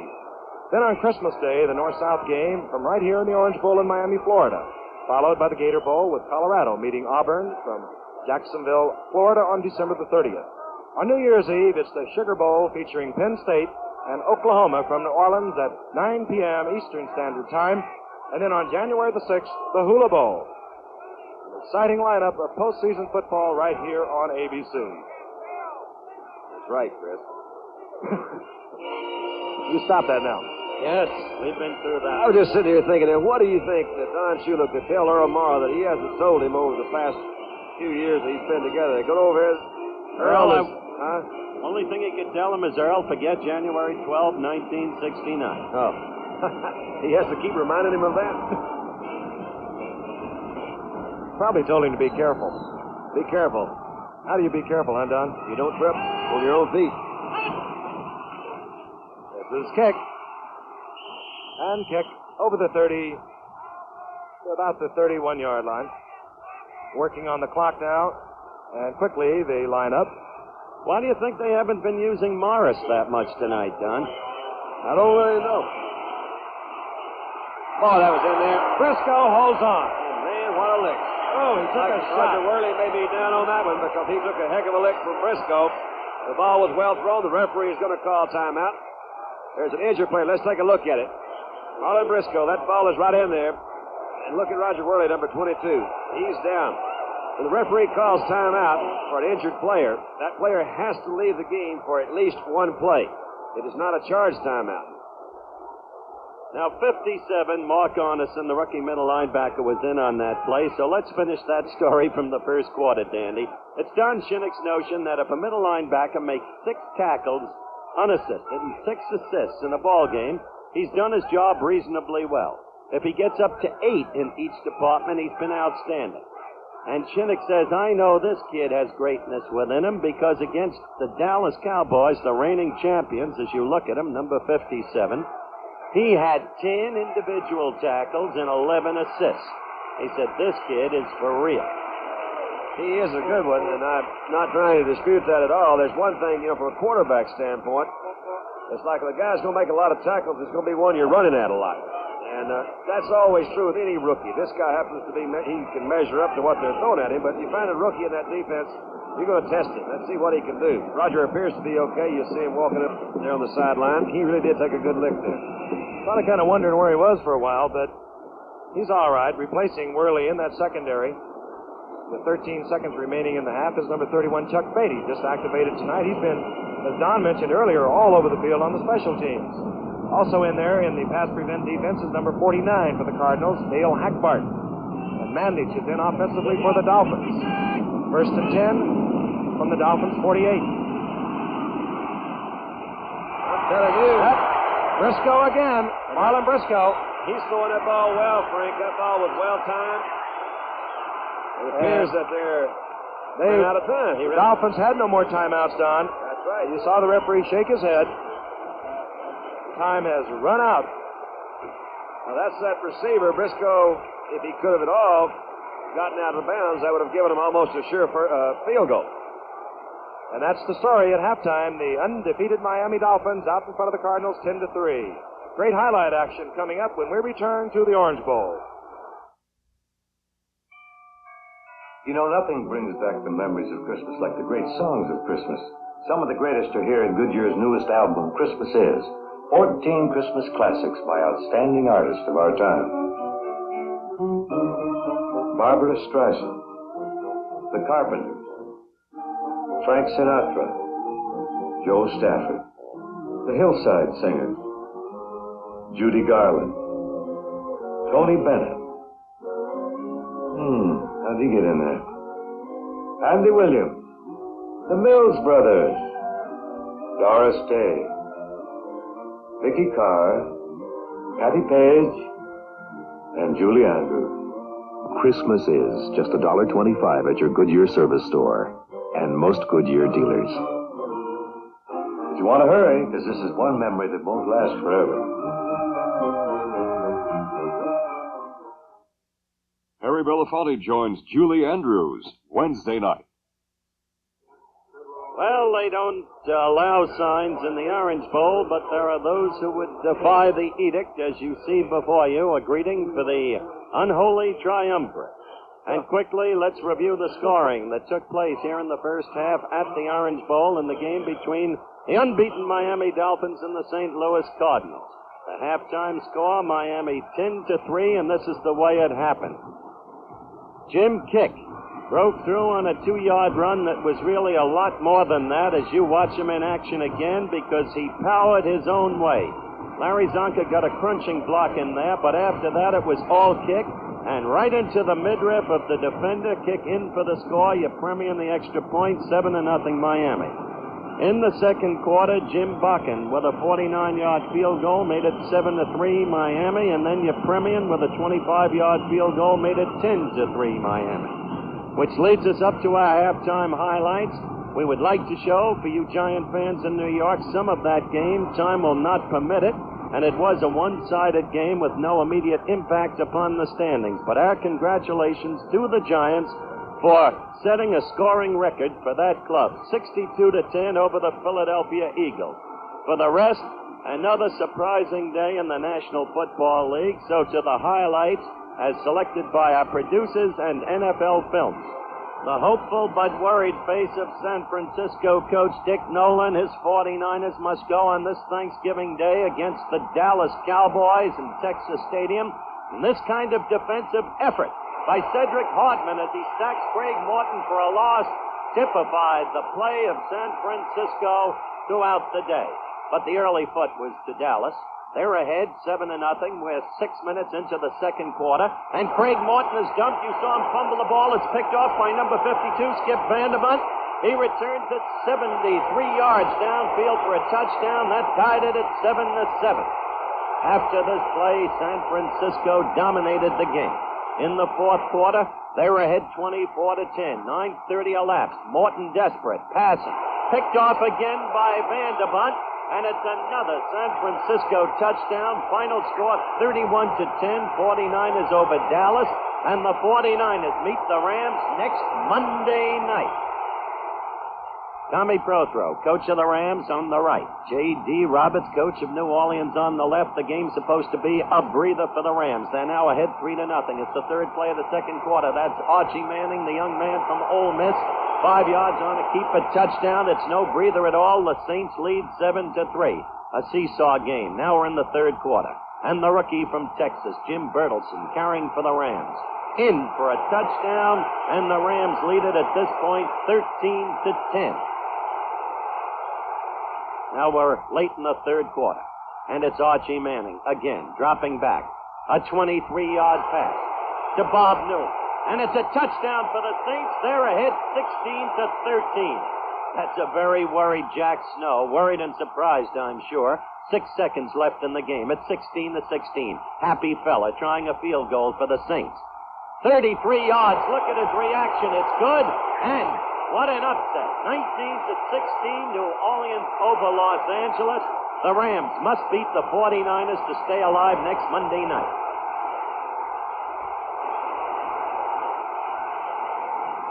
Brown is beautiful. That could only be whom you think it is. Number 43, Larry Brown. The Redskins are playing the Pack at home. We're midway in the second quarter, and that's Larry Brown as he acrobats his way in for a touchdown, a 2-yard run, and it's a 7-3 lead for Washington. We've got about 2 minutes left in the half. Little more than that. That's Charlie Haraway. They call him a third guard. He's a running back, but what a blocker. This time he moves for 24 yards and sets this play up late in the half. It's Billy Kilman, number 17. To the tight end, Jerry Smith. What a money player he is. Touchdown, 14-3 Redskins. Moving ahead to the third quarter, Jerry Taggy, number 17, is in. The young man who grew up in Green Bay, but went to the University of Nebraska. What a pitch to Dave Davis. As you saw, he had touchdown written all over that throw, but Davis couldn't handle it. Now in the fourth quarter, on the very third play, the score 14-6 Washington.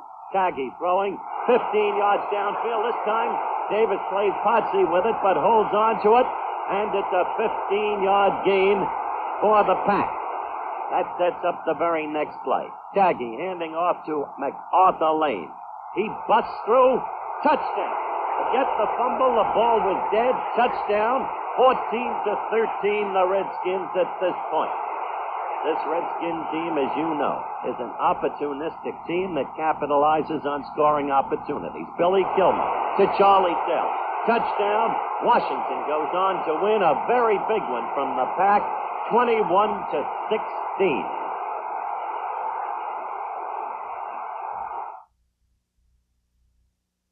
What does Major Appliance Customer Care Service Everywhere mean?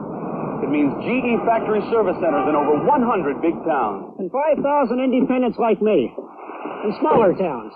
Means you can call for an appointment instead of hanging around all day. And when I get there, 9 times out of 10, I got the part to fix it.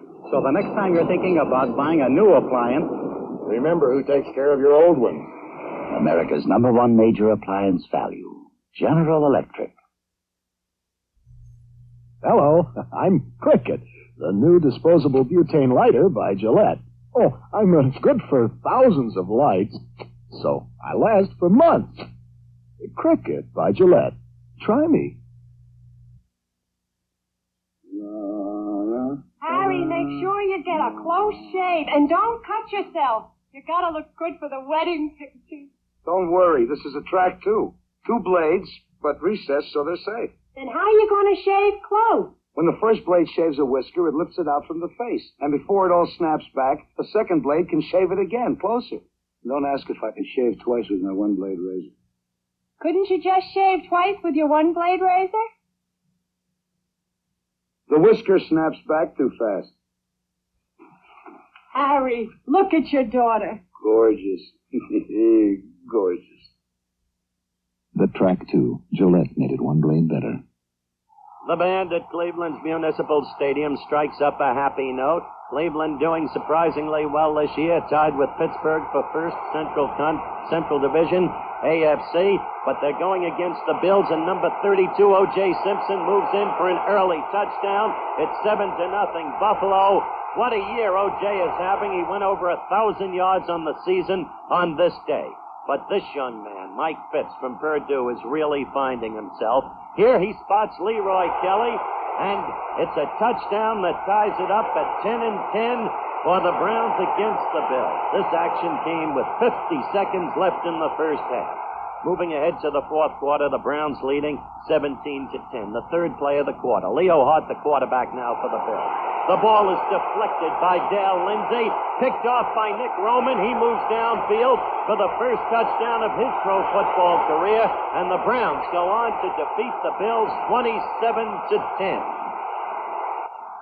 I mentioned the Pittsburgh Steelers. That's their home, Three Rivers Stadium at the Great Confluence, in a big game today against the Vikings, and this reflects the kind of problems the Vikings had on this day. Paul Krause trying to handle the ball on an attempted field goal, couldn't. Now watch this. Same attempted kind of play, but different result. Now Krause looking to pass out of the untenable situation, and an ineligible receiver downfield, so you could forget the whole thing. But Minnesota's a tough team to beat. They were ahead 3-0, and indeed some favored them in this game when Franco Harris, number 32, the rookie from Penn State, who so resembles Jimmy Brown, moved in for a touchdown to put the Steelers ahead 7-3. That was in the first quarter. Now, more action. The score still 7-3. A screen pass from Bradshaw to Ron Shanklin, the wide receiver. The net result, a 43-yard gain. That set up a Pittsburgh field goal to make it Steelers 10, the Vikes 3. And that score sustained until the fourth period, with 10 minutes remaining. Tarkenton coming back as he's done so often, looking for John Gilliam, who's become his favorite target with the Vikes. And it's another long gainer, Tarkenton to Gilliam. Not a touchdown bomb, not quite, as he stumbles behind that blocker and finally is gotten down from the rear, but it's a 63-yard gain, setting up this play.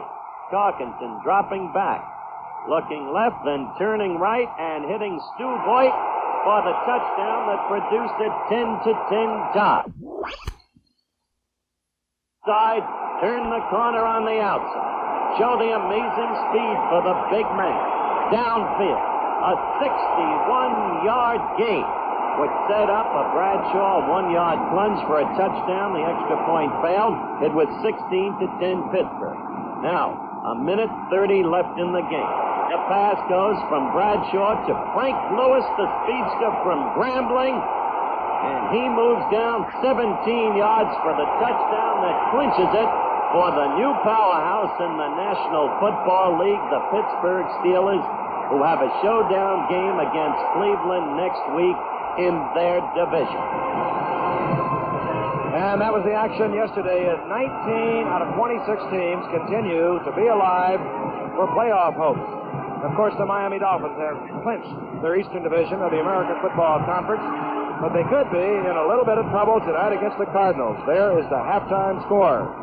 And ABC's NFL Monday Night Football, the St. Louis Cardinals versus the Miami Dolphins, is being brought to you by Gillette, makers of Foamy Face Saver with lubricating protection to help prevent shaving irritation, and by Ford and your Ford dealers.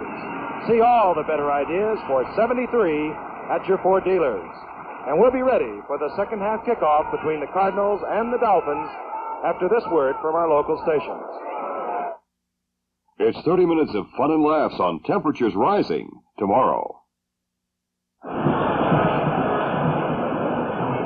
The halftime statistics, the two big items. Offensive plays, Miami has run off 40, St. Louis 19. Is reflected in the time of possession, 21-14 for Miami, 8:46 for St. Louis. And Miami, of course, got on the scoreboard first. Jim Kick going in from 2 yards out, and watch him follow number 39, Zonka, who takes on right linebacker, number 58. And that is Terry Miller. That was the last time Terry Miller played in the first half. Zonka just buried him, and then Kick carried Thompson right into the end zone. St. Louis came back with a 49-yard field goal by Bakken to make it 7-3, and then Garo Yepremian, who hasn't missed now in a year, and more than a year, from inside the 30, kicked a 25-yard field goal to make it 10-3 Miami. Cardinals will receive.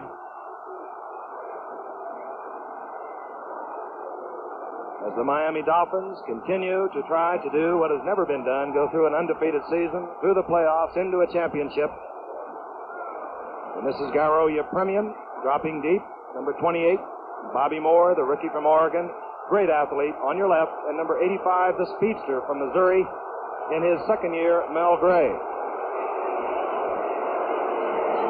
We've been told that Terry Miller has nothing seriously wrong with him, but he did not come back after being hit by Zonka. This is Mel Gray. Mel Gray tripped up, crossed just over the 20 to about the 22. Curtis Johnson, the cornerback, was down there to make the stop. Offensively, the Cardinals return as they left. Gary Quazzo at quarterback, number 15, the setbacks. Anderson, 44, Rowland, 23. The tight end is Big Jackie Smith, 81, bottom of your screen. Walker Gillette, 84, one wide receiver. Now Gillette is out. Mel Gray stays in, number 85. And the Cardinals, with their first time of possession in the second half, move from their own 22. Anderson on a play fake. Looking for the screen. This is Jackie Smith, the tight end.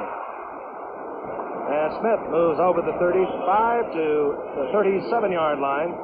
Stopped by Dick Anderson, number 40. Anderson, one safety, along with Jake Scott, number 13. The cornerbacks for Miami, 25 Foley, 45 Curtis Johnson. The linebackers, Bonacani in the middle, 85. Doug Swift, 59. And Mike Colon, 57, the outside linebackers. And Bob Matheson works in and out. And a three-man defensive front four, and that's what we have now, the Miami's 5-3. That's the 53 defense we talked about, Frank, with Matheson in there. On 1st and 10 from the 37. And scrambling is Donnie Anderson, met by Bob Matheson. Originally started his play at Cleveland. Came to Miami last year and has done a fine job in their, particularly in their pass defense. Interesting little side note, Gift. Remember our Baltimore-Minnesota game last year? The quarterbacks were, for Baltimore, Morrow, from Minnesota, Quazzo. Here they are against each other with different teams. That is interesting. That's Bob Holloway looking on in his second year as head coach of the Cardinals. Gain of 2 by Anderson. It'll be second down and 8. Moving now from the 39 of the Cardinals. Trailing 10-3. We're just underway in the second half. Out to Johnny Rowland. I believe it was deflected.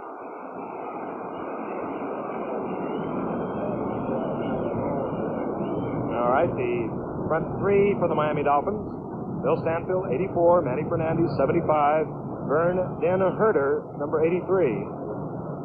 That's big number 83 on the left. And number 57 is Mike Colon. Those are the conversions. The Cardinals have yet to make one. And the Dolphins have made 50% of theirs. Cardinals yet to come up with a first down on a third down. They have now 3rd and 8 from their own 39. Mel Gray goes to the right. Moore is out to the left. The tight end, Jackie Smith, the other receiver, bottom of the screen. Oh, thrown way behind Mel Gray, and well, Plaza was very fortunate that was not picked off. He was, and that's some defense that they throw up in a situation like this. Bonacani went out, Mumford came in, gave him 5 defensive backs as we look at Mel Gray in the replay. Well, that's Anderson there first. You see that Gray's going to the inside. The ball is thrown closer. That's Swift there, I believe. He had a shot at it. Anderson almost had a shot because I believe it was slightly deflected. And here's Donnie Anderson. Came from Green Bay, of course, in that trade from MacArthur Lane. Left-footed punter, having a good night. Came into the game as we look at Jake Scott, number 13. Anderson came in, averaging a little over 41 yards. He gets it high. Scott doesn't care. He'll try the run back, and he is really nailed at the 31-yard line. 37-yard punt by Donnie Anderson. So Miami will take over their first offensive possession of the second half. They lead the Cardinals 10-3, and we'll be back after this. I'm Ara Parsegian, football coach at Notre Dame. If a quarterback could take only one play into the game, it should be an option play. He can run, he can pitch out, or pass. 3 options. Ford gives you its own version of the triple option play on the mid-size 1973 Ford Torino Squire. The 3-way door gate. It opens like a door. Fast. Even with the window up. It opens with the window down. And it opens like a tailgate. Or big loads like 4-foot wide building panels. 3 options. And you find the 3-way door gate on the world's best-selling full-size wagon, the quiet new 1973 Ford Country Squire, along with Ford Motor Company exclusives like dual-facing rear seats. See the new 1973 wagons at your Ford dealers. When it comes to wagons, nobody swings like Ford.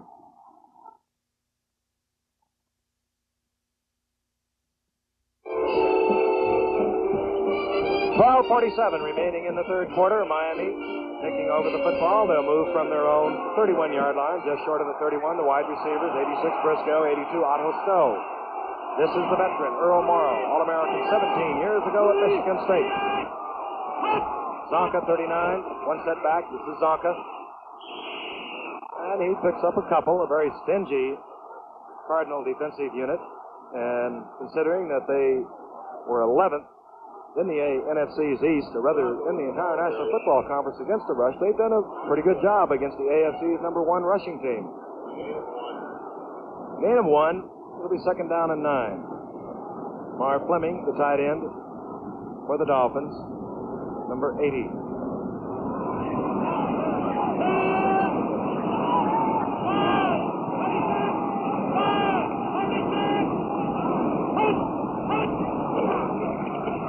Mercury Morris out of the hands of Don Brown, but Larry Wilson hangs on out of bounds at the 34-yard line.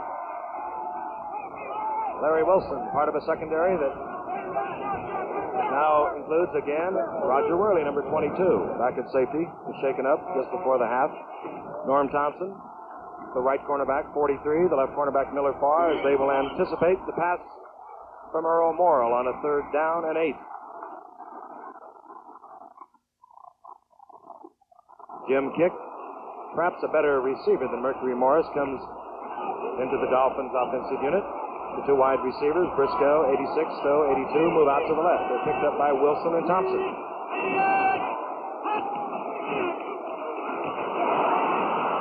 Morrow finds Kick. That's why he's in there. Kick, first down, up to the 44-yard line. A cagey little call. Let's watch Kick. He kind of goes in and tries to kind of lose himself there in the middle of the line. Watching that linebacker, you see him. He says, I got to miss this guy. He just barely, that's Arneson, the middle linebacker we were talking about. He gets away from him. Here comes Miller Farr, number 20. Doesn't get away from him, but does pick up a nice gain. So the Dolphins pick up their initial first down of the second half. Again, both wide receivers out to the left, Stowe and Briscoe. Marv Fleming, the tight end, top of your screen. Ball at the 44, and here comes Zonka. 237 pounds, and look at him motor. Oh. What power. 18-yard gain down to the 37. Number 66, Little, the guard we've been talking about quite a bit tonight. Watch Zonka follow him. Got a good block on Stallings there. Did he ever? Watch him, that's Roger Worley, number 22. He just picked Worley up, kept going. Larry Wilson. He really is a power runner. Here's another shot of it from a different angle. You see him follow that block. Lowered that shoulder just at the right time. Live action from the 38. First and 10. Kick again. Getting just back to the line of scrimmage. Miami fans are as rabid as any fans we've ever seen anywhere. And down here, they had a column within the past 3 days to the effect that number 43 of Washington, Larry Brown, isn't the greatest. They admit he's a very good back, but they say on a yards gained per try basis, Zonka shows up better than Brown. Now, that's in a Miami case. Boy, would I like to have both of their them. opinion. That's the ticket, the 2 of them together. Second down and 9. Kick out of the backfield again. Morrow with time to throw. He's going deep for Stowe, wide open.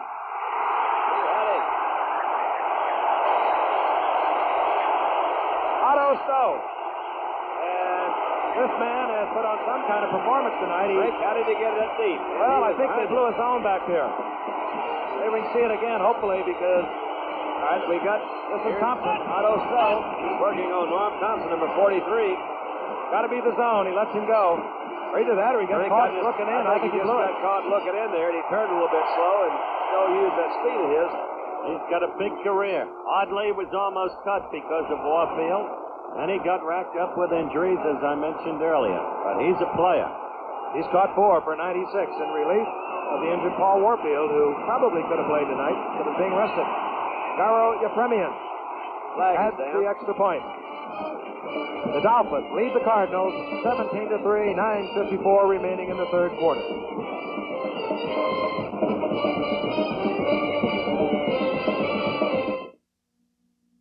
Once and for all, which big screen color TV really has the best picture? The answer, Zenith Super Chromacolor.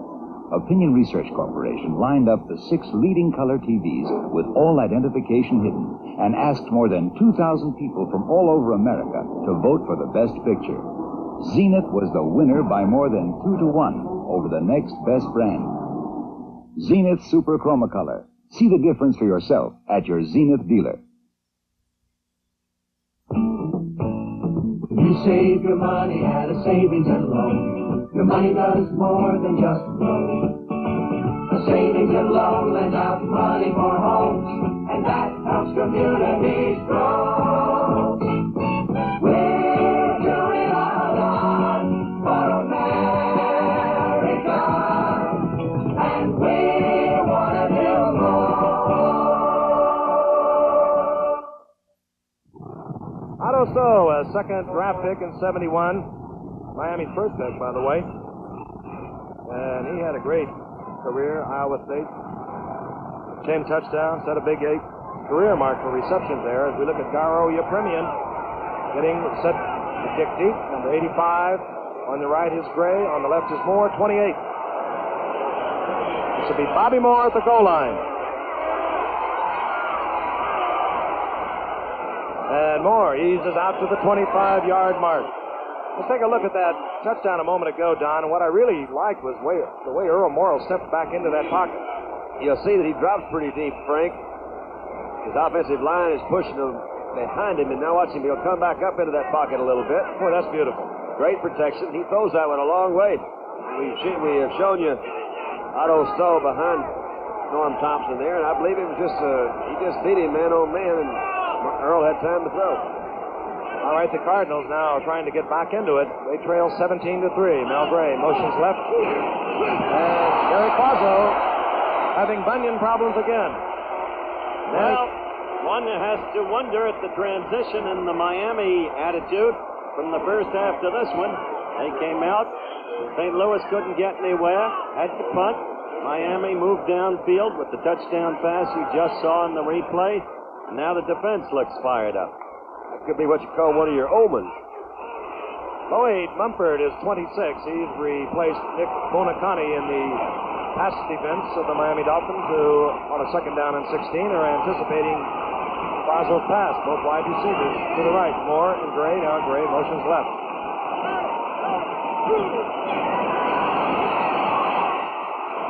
Bobby Moore doesn't hold on. Should have had it. Yep. That one was well thrown. Good deep turn in. He ran a good route, and he was open. Gary that time stepped back. He had pretty good protection. Let's take a look. This is Moore running his route. You say a turn in, he'll come down about 10 or 15 yards and look into the inside. It wasn't that good a route. Thought it was better than that. He just kind of went there and looked in. And we might see it again. It's third down and 16. It was open, as Don mentioned, and you watched. We might see it on the other side. As now Moore goes way out to the left, where this time he'll work against Curtis Johnson. Here comes Gray, just as it was a few moments ago. Both backs flooding as they did a moment ago. And you were right. There's the same pattern call. He just went to a different receiver this time, and he's still up. But not for long. Johnny Rowland. And the Dolphins now are playing defensively like the team they are, a team that is number 1 against the rush, number 1 against the pass in the American Football Conference.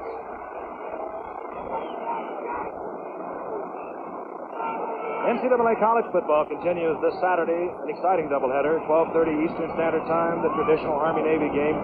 Then at 4 Eastern Time, USC and Notre Dame. Trojans, number 1 and trying to remain undefeated. Johnny Anderson on with his left foot to do the punting deep to Jake Scott. Low and Easton hurt. And Anderson bobbles the ball. Break for the Cardinals. Cardinals recover on their own 42-yard line, 47-yard line. Frank, this is one of the things that's strictly a judgment call. Anderson saw that it was a poor kick. He's trying his best to pick it up, knowing that if he can catch it before it has a chance to roll, he'll save some yardage. Trying to catch it on the run, he ran into it and just dropped it. Rare day when he makes a mistake. Rare day. We are probably now going to see the Cardinals double wing that Don was talking about in the first half. Freddie Hyatt comes in, number 88. Moore now flanked out to the left, Mel Gray to the right. They'll bring these wing backs around. They can pitch to them on the run. It's a very effective. Oh, this doesn't work. Well, you can't have two people doing that. You saw the flags fly. Well, they're having a little talk back there. I don't think we need to say that was a new formation. Mel Gray and Bobby Moore just having a little talk about that mix-up. Looks pretty funny because they hit and they took off at the same time. And he was even fumbled out there. He dropped it, bounced it once, and picked it up. Nice bounce. Took a nice bounce. Well, what would have happened if they had to stop? Well, on a certain count designated in the huddle that someone's going to go in motion. I don't have any idea which one was wrong, but Freddie Height's the newest one in there, so, well, you can't say. Anyway, one of them is not supposed to do that. Usually the quarterback gives you a move with a foot, or maybe it's a certain count that he has when they go in motion. Obviously, they misunderstood in the huddle, and both of them went in motion. Back in the same formation, Moore left, Gray right, 2nd down and 9. Number 47. There's a speech to Gray. Oh, and he popped. Oh, boy, Mike Colin just about went into the end zone. Oh, he'll dream about that tonight. I'll tell you, Ed Sable and his National Football League films people can have a lot of fun with this game. One of their funnies is they watch these guys bounce the ball around this way. That really would have been an unusual interception because it was in and out of the hands of Gray, and he threw it forward about 5 yards. Miami showing a lot of different moves tonight, probably hoping that the other AFC contenders will be looking on and having to think about it. You can see that Gray starts in motion again. Quazzo's looking down deep. Evidently they're covered. He flips off to Gray. He had it, and then it got away. And there was Colin coming in. That ball he could have run that one all the way back. Lloyd Mumford is in. Nick Bonacani is out. 3rd down and 9 from the 47. This is Johnson, Curtis Johnson. He just wasn't open. You can't force it in there like that, Don. Their defensive technique's so beautiful, Frank. I thought he was probably going to come back with that same pass to Mel Gray because it was the same formation. They're coming downfield. That ball was way behind him. Supposed to go to the outside. Curtis Johnson, as Frank pointed out, number 45, was playing his position very well and picked it off. I tell you, these Dolphins could really blow this thing wide open here because they look as if they're fired up. They had a good drive the first time they had the ball. Let's see what they do. Getting the call is Jim Keck. He's up to the 50-yard line, gain of 4. Jim Hart listening up as Eddie Hughes, the coach of the quarterbacks for the Cardinals, comes over to have a little visit. Well, they got to get the ball back first, and that defense of Miami's keeps getting the ball from Miami and quickly. And I think a lot of credit should go to an unsung guy named Bill Onsparger, their defensive coach. He has done some job with this team. Defensively, number 1 in all areas in the AFC is Kick. Will be short of the first down at the 47. For that matter, Howard Schnellenberger has done some job as the offensive coach. Where Shula's a genius is in his coordination of these people, the proper delegation of authority, and yet the close cohesion that he produces in and between the respective units. It's a beautifully put-together coaching staff, and the net result is a beautifully put-together football team. He has a human touch that the players appreciate, too. Everyone say he's extremely fair. Earl Morrow looking over a 3rd and a long 2. The ball at the 46. The Cardinals 46. This is Kick behind Larry Little. I don't believe he made it. No, he did. Get up to about the 44. And will we see Garo Yepremian? It appeared to me that Jim, in trying to make his cut there, just slipped down a little bit because he was running laterally, and when he tried to cut upfield, it appeared that maybe his knees or his feet slipped up from under him. I don't know what it was. A little time maker gets another shot. You're right about the way they feel about Shula Dunn. Bonacani was saying yesterday that he treats us all the same. I was reminded of Henry Jordan's old line about Lombardi. Treats us all the same like dogs. And we're looking at Billy Loveridge, apparently. Don Shula will not try that field goal, which would have been from about 54 yards out. Tried one earlier. This time says no. Uh-oh. There it is, the Billy Loveridge bounce. What his debut as the Miami punter. I bet we'll see a big old grin. No. Oh, he says it's nothing, folks. Shucks, I do that all the time. 43 yards. It's down at the 4-yard line, and we'll be back in the Orange Bowl after this. Introducing the Roughnecks. Shaving leaves their necks rough and irritated, but now for the Roughnecks, a special kind of Gillette Foamy. Face Saver, with 25% more lubricants for better protection against shaving irritation. Face Saver. Looks different, feels different. Feel the way your razor glides over even the most sensitive part of your face, your neck. So if shaving irritates your neck, get Foamy Face Saver for the Roughnecks. After a shampoo, you want to hide. You can look wild. Or you can rub something in, but then your clean hair may not feel so clean. Well, now there's something brand new. The Dry Look After Shampoo Control. Made to give clean hair clean control. Hair feels soft. Control is easy. So forget the wild look and the slick look. Get the Dry Look After Shampoo Control. New from Gillette. Clean control for clean hair. Jim Hart is the new Cardinal quarterback, and what a spot to put him in, Don. He's on his own 4-yard line. Yeah, that's trouble right here in Miami City. He's familiar with that situation. Yeah, you can get familiar with it, but you never do get where you like it. Jim's been their starting quarterback off and on for the last few years, hitting about 50% of his passes this year. 7-year veteran out of Southern Illinois. Johnny Rowland leans a little bit. Yep, they caught him. They got him. Flags fall. You saw Johnny Rowland lean just a little before the ball was snapped. They might not take that penalty because they got him pretty well backed up. It is a motion penalty against the Cardinals. Half the distance to the goal would put it back to the 3. They stopped him pretty close to the line of scrimmage there, didn't they, Frank? Well, Shula may be experimenting a little bit here, Dandy. Bonacani is out. Colin's in as the middle linebacker, and Jesse Powell is moved into the linebacker. Gary Quazzo on the sidelines. He has been up against a very tough bunch of Miami Dolphins. It's a very helpless feeling. You got to have a great deal of empathy for him because he does have some talent. He's had a difficult time putting it all together in one season. Got to think that maybe he will someday. Penalty declined, as Don mentioned a moment ago. Second down now and 8. Hart firing his first pass, and it's in and out of the hands of Mel Gray. Too high for the 5'9" Mel Gray. Pretty well covered that time, Frank. He had Anderson up in front, and he had number 25 Foley there with him, so they had to lay that one in there pretty gentle.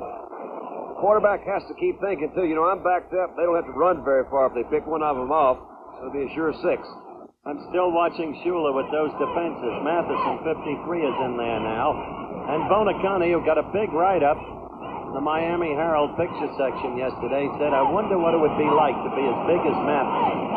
6'4" and 255. On third down and 8, 48 is Craig Bainham, former teammate of Don for the Dallas Cowboys. He's in a setback.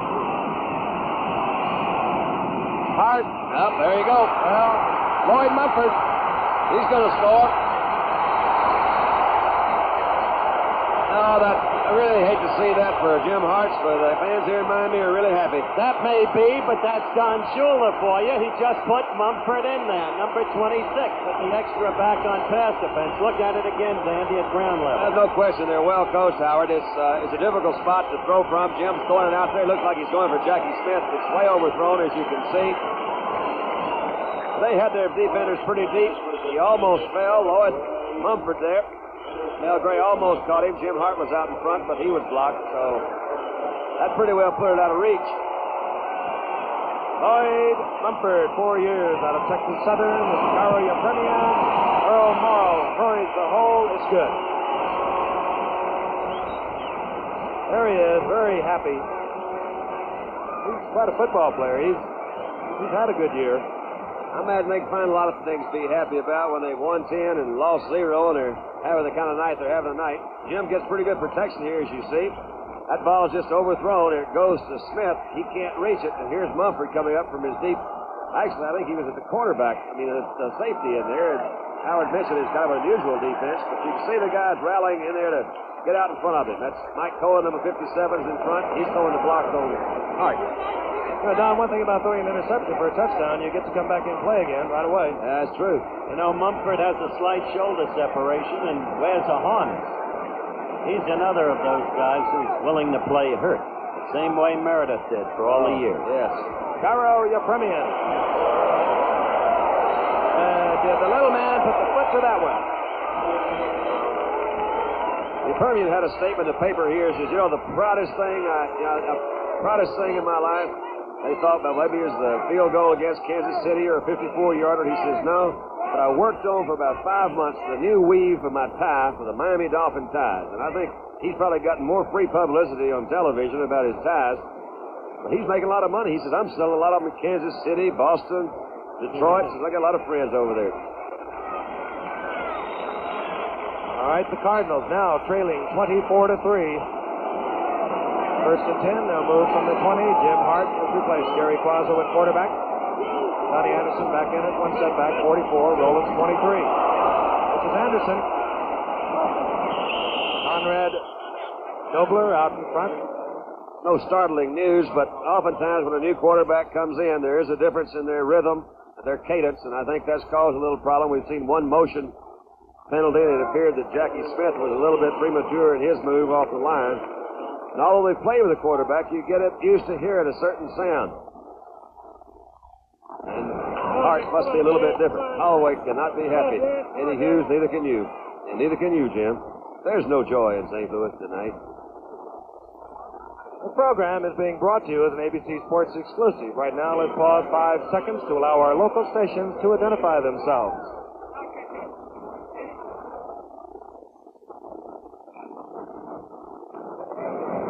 All right, the illegal procedure call against the Cardinals. It'll be first down now in 15. 4 minutes and 1 second remain in the third quarter. The Dolphins up in front 24-3, moving towards their 11th straight. Miami making several defensive changes. Hart with time to throw. Gets it out to 38, Leon Burns.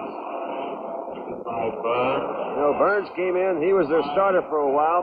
One of the Johnny Rowland stories, that was one of the times he was sitting on the bench. The players and coaches, the Cardinal team respect Johnny Rowland for keeping his enthusiasm. He says, I've done it once before, and I think I can do it again. Gives you a clue of what's been happening on the ground tonight. However, Miami is not anywhere close to what they've been accumulating in the past. They've been averaging over 200 yards a game rushing. They're doing well on the scoreboard. It'll be second down now, a long 3, the ball at the 27. This is Anderson. Following the block of Dobler, I don't know whether he made the first or not. He had to get just up to the 30-yard mark. Well, you mentioned Conrad Dobler, a name that hasn't been used tonight. He's a rookie from Wyoming. And, Don, they say he's a pretty tough kid. Gets in a fight almost every week, that he's going to really make it. And he's the spitting image of our old friend, number 22 from Florida State, Burt Reynolds. You know, Conrad was with the Cardinals early this year, and they released him. He went back to Wyoming to finish his schooling. Had a couple of guys hurt. They called him back. He says, man, I was glad to get that telephone call because I'm happy to be a part of this Cardinal team. Anderson gets the call and gets the first down, I believe. He had to get just to the 30. Depends on where they mark it. First down. Did you just see that youngster run across the field while play was going on? I didn't. Honestly, Howard, I didn't see him either. Did you see somebody run across the field, Howard? Yes, down around the 20-yard line. He's being escorted off the premises now. And you just can't understand why anybody would do that. No cause for it. Action that can't be counted. Maybe he had to go to the bathroom and there wasn't one on his side of the field. That's conceivable. First down and 10 for the Cardinals from the 31. Anderson on the play fake. That's good. Jackie Smith, did he hold on long enough? No. No, incomplete. Jake Scott came up with it, ruled incomplete. And Jackie Smith says, I had it, I was out of bounds. It's been one of the knocks that's been put on Donnie Anderson about fumbling. I know when we did the Green Bay game, they were very proud of the fact that MacArthur Lane and Brockington fumbled very little. I felt that one of Donnie's problems that he did fumble quite a bit. He carries the ball somewhat loose. That one I don't believe he really just quite didn't get control of. Anderson is probably one of the most gifted athletes because he does everything pretty well. He's a good runner. He can throw. We've seen that tonight, and he does the punting for him. Okay, second down and 10. Right now, Anderson teamed with Leon Burns. Hart bravely sending both of his backs out. He completes it to Anderson. Gain of 6. Out to about the 35-yard mark. Hit there by Jesse Powell, another Miami substitution, number 56. Quite frankly, Donnie, as we look at him there, had his problems with Dan Devine. It was nothing personal. He wasn't Dan's kind of football player. Dan wanted a much stronger blocker, and he felt MacArthur Lane was that. He never knocked Anderson as a player. He thinks he's a quality player, but not cut to the mold in which he wanted to build his football team. Just one of those things. It was just one of those things. They're moving that ball around out there a little bit, and there seems to be some disgruntled football players in the St. Louis Cardinal team, but I don't think they're going to make much headway with the official. They had marked it further up the field at one time, but I believe the official decided that it was more closely where Donnie Anderson landed after he was hit fairly hard by a couple of those Dolphins. Hart, 2 of 5 to his people, One to the other people. That's good, Frank. That's good. Third down, 6 yards. Ball resting at the 35. Mel Gray motions left. And, almost intercepted by number 25, Tim Foley. Boy, and I'll tell you, these Dolphins in that secondary are all around the ball. Yep, they're everywhere. Ubiquitous. Well, he's got some time to throw. Again, it appears to be a little bit high. Yeah, I'd say it's a little bit high. Almost was tipped and caught by Bobby Moore, who was the intended receiver. And now dropping deep on fourth down, Jake Scott, Donnie Anderson, who trailing 24-3, will probably punt, but keep in mind he can also run. And he can pass. And he can kick.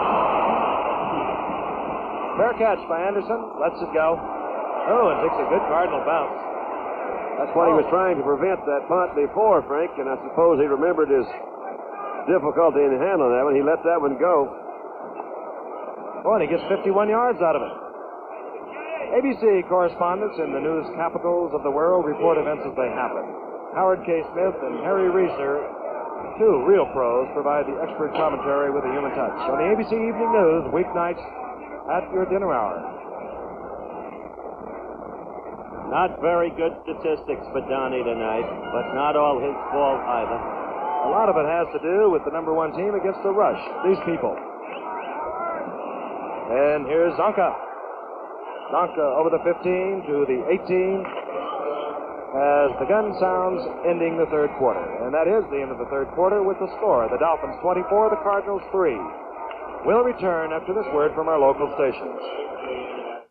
Paul finds that business and pleasure don't mix. Wednesday on ABC. The preceding announcement was brought to you as a public service on behalf of the National Football League. Second down and 5. Ball resting at the 19-yard line of the Miami Dolphins. In control of the football game, 24-3 over the Cardinals as we begin the fourth quarter. Morrill going all the way. And fires for Briscoe, a little long. He had a safety blitz that time, Frank. That was Larry Wilson that came in from the strong safety, and he started back in 61, Don, remember? Yeah, there was an old weak safety blitz at that time. Catching in right formation, you couldn't see him coming. till he got there. Then you knew he was there. But what I was going to say is that Morrow made a play fake back in there, and it confused Larry just enough to enable Earl to throw it. Nothing confuses Larry any. Third down now and 5. Pulley is in, along with Stowe. Morrow has Pulley right, Stowe left. Oh, and, well, when you read the zone, sometimes you confuse your quarterback. Or vice versa. Yeah, I don't know why, but my instinct tells me that Stowe was the one who was supposed to go deep that time. Of course, my instinct ain't always right. Very seldom is. But it's good instinct. Yeah, instinct. Man, you got to have it. It's like momentum. They change jerseys a lot. Morrow to the sidelines. Out comes Billy Lothridge, who was called in from Atlanta, where he is retired and was in business after being relieved from his duties with Atlanta last year. He sure has him a pretty little old Texas bride. Came down there and married old Mary Beth and took her back to Georgia. All right, Roger Worley. And Worley right at the 50-yard mark. ABC's NFL Monday Night Football, the St. Louis Cardinals versus the Miami Dolphins, continues from the Orange Bowl in Miami, Florida, with the score: the Dolphins 23, the Cardinals 3. Sunoco announces a football event for the whole family. To tell you about it, here's Don Shula. Sunoco brings you NFL action player stamps with stars from every pro team. Every time that you stop at a participating Sunoco station, you get a set of 9 official NFL action player stamps free. They're great to collect and trade. So get your family in on the fun. Get NFL action player stamps free at Sunoco. I'm Raymond Lord. Number 5 won the coldest parts of the country, Camden, Maine. My car has to start, so I use dry Sunoco gasoline. I never had any problem. Always started in 20 below zero and even lower. I'm staying with Sunoco because it's always treated me right. Fill up with dry Sunoco gasoline. All winter long, your car starts like it's summertime. Dry Sunoco gasoline. All right, the Cardinals in good field position. However, trailing 24-3, they have a big job out in front of themselves. They'll move 1st and 10 from their own 49. Leo Hayden has come into the backfield for the Cardinals, number 32. He gets the play fake, and the screen goes out to Moore. And the number 1 pick of the Cardinals from last year gets the first down. He's run out of bounds by Jesse Powell. Well, those standings speak for themselves, Frank, and relate to our game next Monday night, San Francisco against Los Angeles. The Rams have fallen upon, at least temporarily, doleful days. But their best exhibition this year was their previous game against the 49ers when they routed them 31-7. If they can beat San Francisco next week, then things will really be snarled up with Atlanta very possibly on top in the Western Division. It all depends on next Monday night. And Moore gets the first down, the ball at the 39. 1st and 10. This is Rowland. Heading back to the 35. Johnny Rowland, who broke the record set by Charlie Trippey many, many years ago. Vern Den Herder in on the stop. You were playing when Trippey was playing, only it was in college, right? Sandlot. As a matter of fact, I did play against Trippey. I remember when you played in the mud game against the Chicago Cardinals. Well, Mel Triplett almost drowned. 2nd down and 8. Ball at the 36. Jim Hart has come on in relief of quarterback Gary Quazzo. Oh, and Manny Fernandez thought he detected a little something. Probably the most underrated of the tackles around a defensive football today, at least according to Nick Bonacani. You can just see he just jumped right on through there. You know, that's kind of nice. So he could have just gone ahead and hit that guy. He was going to get offsides. He knew he was going to be penalized. Most of these guys have a mutual respect for one another, no matter what team they're on, because they realize no matter where they came from, they paid basically the same price to get there. All right, now with the second down and 3, anticipating the run, you will get Bill Stanfield back into the lineup. Jesse Powell comes out. The Dolphins back in their standard 4-3. Hart. Oh. Did he have the ball long enough for possession? No, he did not. Mel Gray thought maybe he did, and boy, Mel Gray got a little scrapper there, Frank. Yes, we had a little action too from number 49, Charles Babb, and number 72 of the Cardinals, Dan Deerdorf. And Babb should learn about taking on linemen. They're the big people. Like light heavyweights against heavyweights. Look at that differential, huh? 1 out of 10 on third down conversions for the Cardinals as compared with nearly 500% for the Dolphins. Mr. Gifford? Well, they're looking for their second one. It's third down and 3. Jim Hart puts Gray out to the left, Bobby Moore to the right, Leon Burns, one setback, Johnny Rowland the other. Number 31. Out on time. Out to Bobby Moore. Oh, how Don looks. Those third down sideline hitches. Just timed right and just enough for the first down, probably. That's the way you got to do it, huh, Dandy? Yeah, it is pretty to watch. You know, it's one of those things that should be pretty close to automatic. Hardly ever is, but has a lot to do with timing. You got to work together. That Bobby Moore is going to be a good one. He himself says, I think, getting to know the quarterback is going to help a whole lot. They've had a lot of quarterback changes this year in St. Louis. He says, as soon as we start working one unit, he says, I think I'm going to like it a lot better. First down and 10. Cardinals now have Leo Burns, number 38, and Leo Hayden has 2 setbacks. And this is the reverse. Goes to Jackie Smith. And the 10-year veteran from Northwest Louisiana. Flag goes down out there, too. And a flag is down. Bob Matheson made the stop.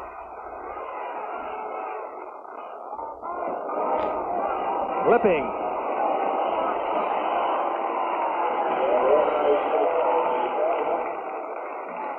Flipping call.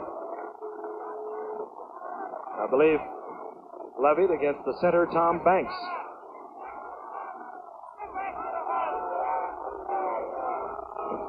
And referee Bernie Olman marks off the big one.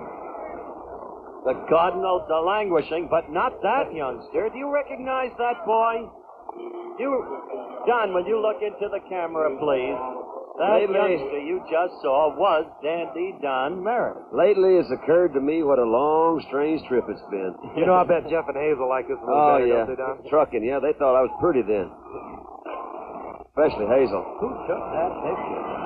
Jimmy Lawhead took that picture in Dallas, Texas. Good friend of Billy Bob Harris's. Oh, yeah. First down and 25. The Cardinals trailing 24-3, 12:46 remaining in the game. And here comes Mel Gray. Hart firing to Jackie Smith. Tell you, the ball was well thrown. There goes the flag. Appears to be maybe a little unnecessary roughness, or whatever you call it. Hopefully we'll see it again. You'll see how Jackie Smith caught that ball right in his fingertips. Some receivers seem to have a need to clutch it into their body to hang on to it. In my opinion, the really good ones are the ones who can reach out there and grab it with their hands and put it away. You'll see Smith coming on a cross. We call it a cross pattern. The ball is well thrown. Watch those hands that he had in there. Let's see. I think we maybe get a late hit. Yep. And that's what the flag is. Another 15 yards. So the Cardinals are first down right in there in good scoring position. Personal foul indicated against the Dolphins, and that puts the ball at the 13-yard line of the Dolphins. With 12:35 to go, the Dolphins lead 24-3. This is the time for us to say, if St. Louis can score now and can score again and can score again, we've got a big football game. I'm glad you said it, Howard. I bet they don't. I don't gamble myself. Jim Hart gives the ball to number 38. That's Leo Burns. Leon Burns in his second year out of Cal State. A lot of changes for the Cardinals. Cal State. Leon Burns, he's a guy who really has trouble holding on to the football, Dandy. He's a big hoss, too. He goes 235. Got him, of course, from San Diego. Sid Edwards went over there. Sparry says he wouldn't trade Sid Edwards, who's having a big year, for any fullback in the league, which may be bias on Harlan's part, but understandable. Gain of 5 for Burns. Inside the 10, second down and 5. This is Leo Hayden, Minnesota's top draft pick of a year ago. He's dropped by Charles Babb, number 49, as Miami continues their substitutions. We were told we'd see a lot more of Hayden than we have, Frank, before the game, remember? Wanted to test his speed. Been looking good in practice. Actually, he's here because Ed Marinaro was the man Bud Grant decided to keep up in Minnesota.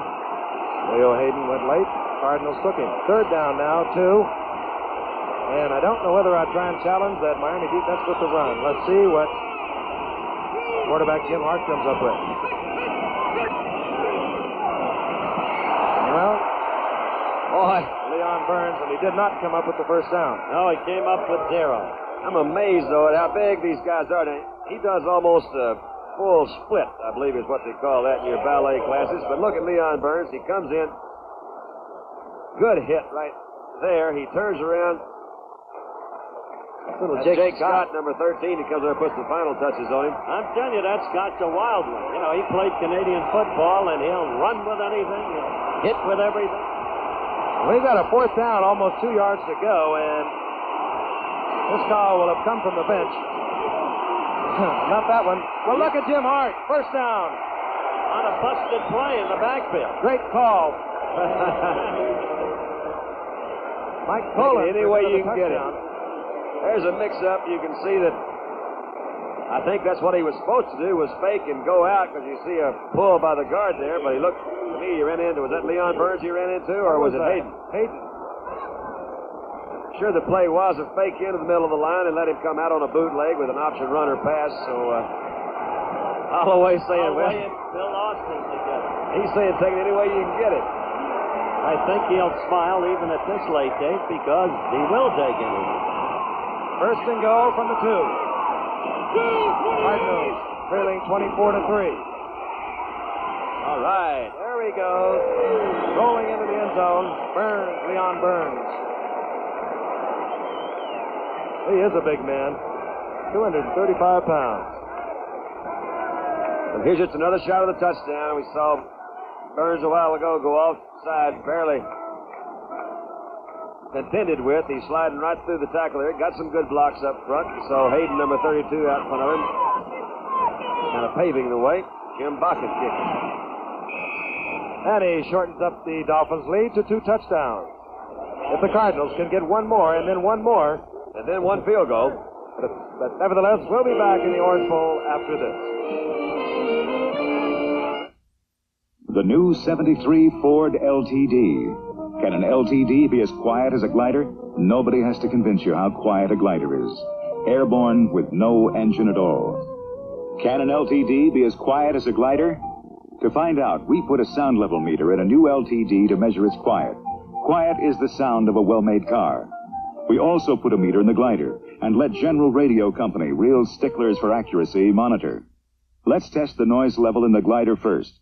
82 decibels. Now the Ford LTD. Look at that meter at 60 miles per hour, only 65 decibels. Believe it or not, this Ford LTD is quieter than the glider. Quiet is the sound of a well-made car. The new 73 Ford LTD. See it at your Ford dealers now.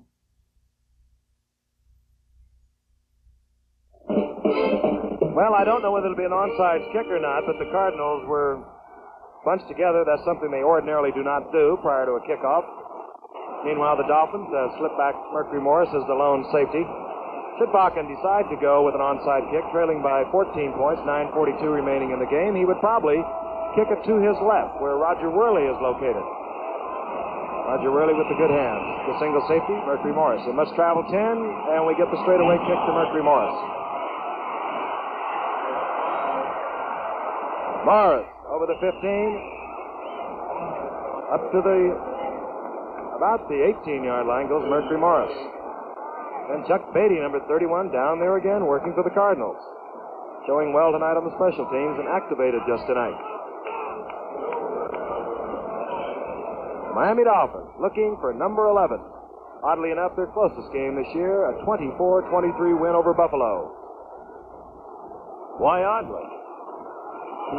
Well, I thought it was odd. All right, the ball marked just short of the 20-yard mark. Earl Morrall going all the way. Here's Morris. Oh, can he turn it on? Out to the 36 goes Lightning Mercury Morris.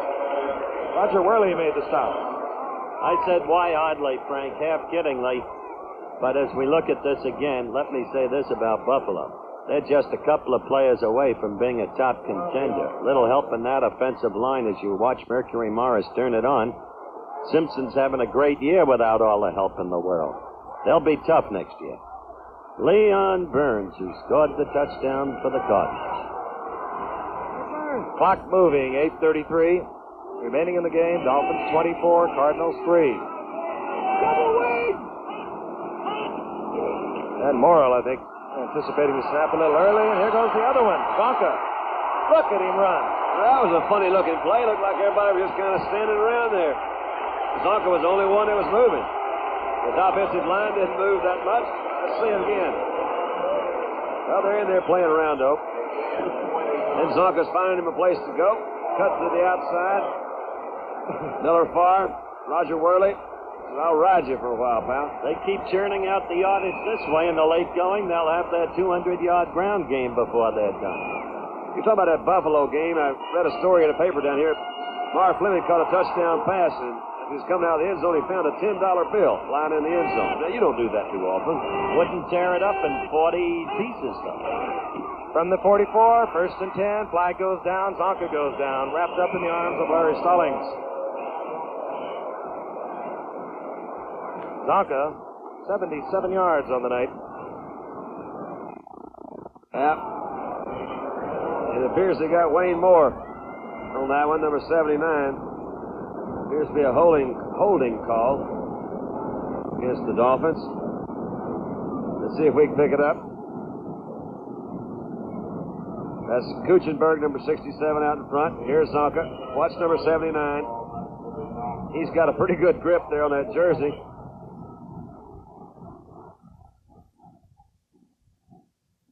He's a good player, that Moore. He plays behind Cruzan, and what was it Nick said yesterday? He could make at least 16 teams in the NFL. Didn't he tell us that, Frank? Exactly right.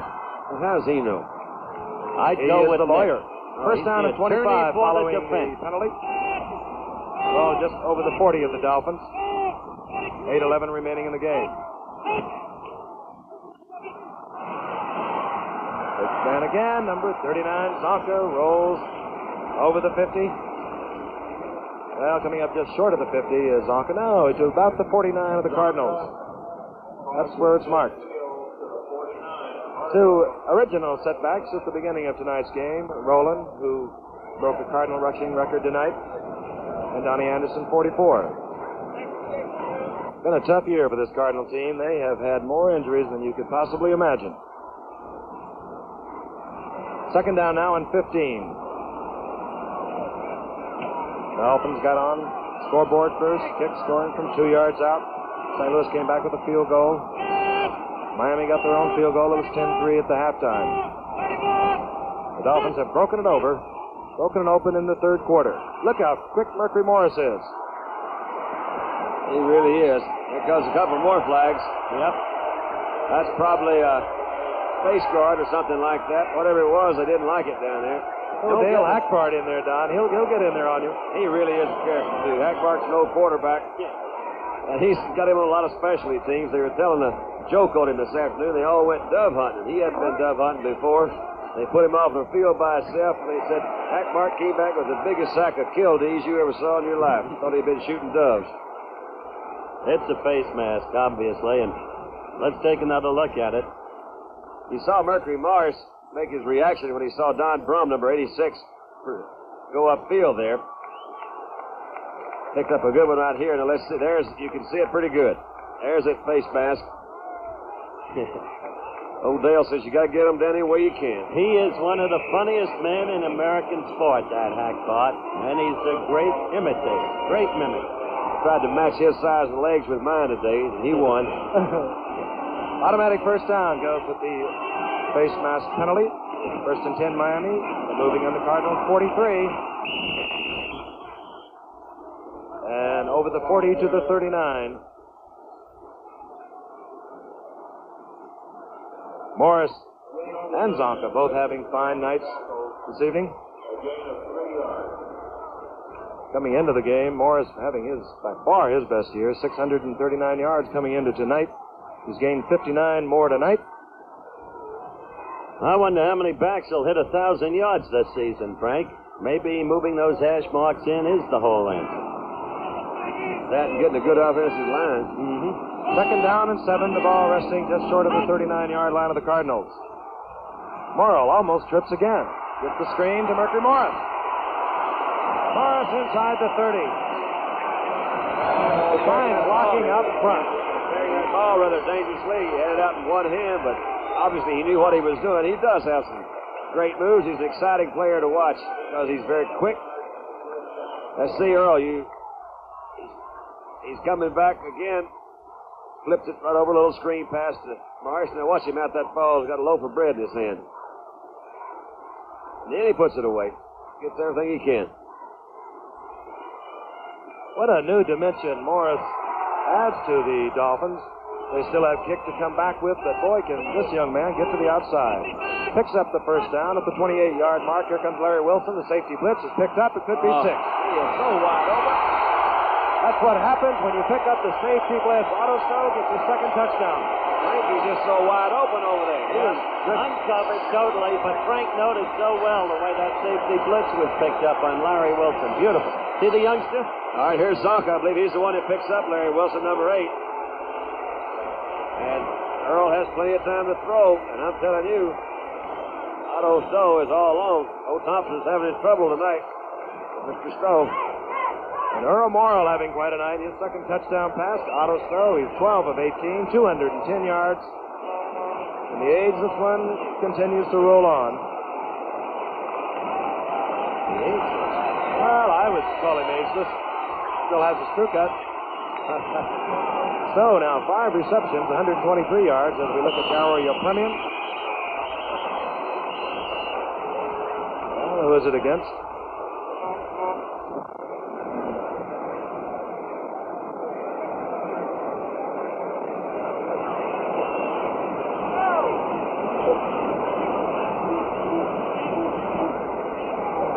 Offside Cardinals.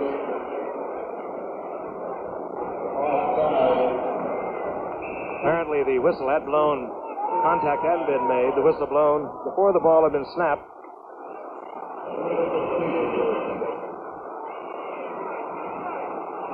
So we'll do it again. Yepremian looking for the 31st Dolphin point. There it is. So the Miami Dolphins extend their lead 31-10 over the St. Louis Cardinals. We'll be back in the Orange Bowl right after this message. Sooner or later, you're going to try a small white owl. A small white owl. And when you do, we gotcha. Maybe we'll get you with a white owl miniature. Is that a real cigar, huh? Oh, you like a tip? The White Owl Demi Tip. Either way, you know we're going to get you. Right now is the time for winter tires. And at your Goodyear service store or participating dealer, you can get Goodyear Sure Grip winter tires with 192 deep, rugged cleats to give a big grip at this low price. Goodyear, America's best-selling winter tires.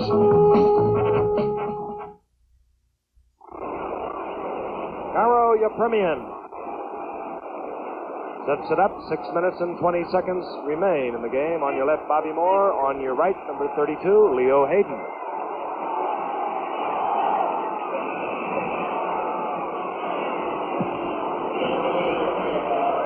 Bobby Moore will have an opportunity, and watch the stride of this man. And he strides out to about the 27, where he's nailed rather convincingly by number 57, Mike Colin. Number 60, also there, Al Jenkins. As this game begins to grind down, Giffer, with slightly more than 6 minutes left, in retrospect, it's gone about as expected. Miami a little sluggish in the first half, putting things together in the second half. Morrow mixing the pass with the run beautifully. 2 TD passes to Stowe. And they're just a good football team. Solid in just about every way. All right, the flags go. Cardinals looking a little disorganized. I believe they might have taken too much time.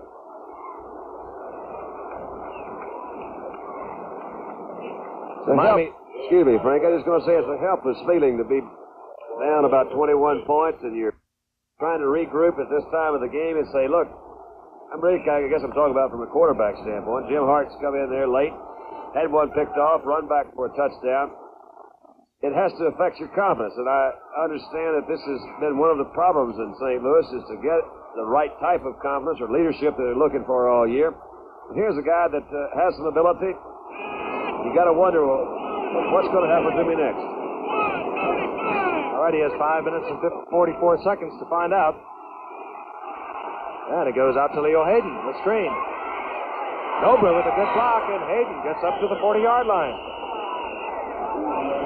I think we can expect Miami to give them the screens quite a bit. They're going to be playing, obviously, against they're not going to give them anything. Let's put it another way, that the screens should be open. Maybe in the short zones, but these guys are going to be playing fairly deep. They're in a kind of a semi-prevent defense, and I'm sure Hart's aware of that also, but he's trying to get the ball down the field the best way he can and get whatever points he can on the scoreboard. They need touchdowns, not field goals. And right now, trailing 31-10.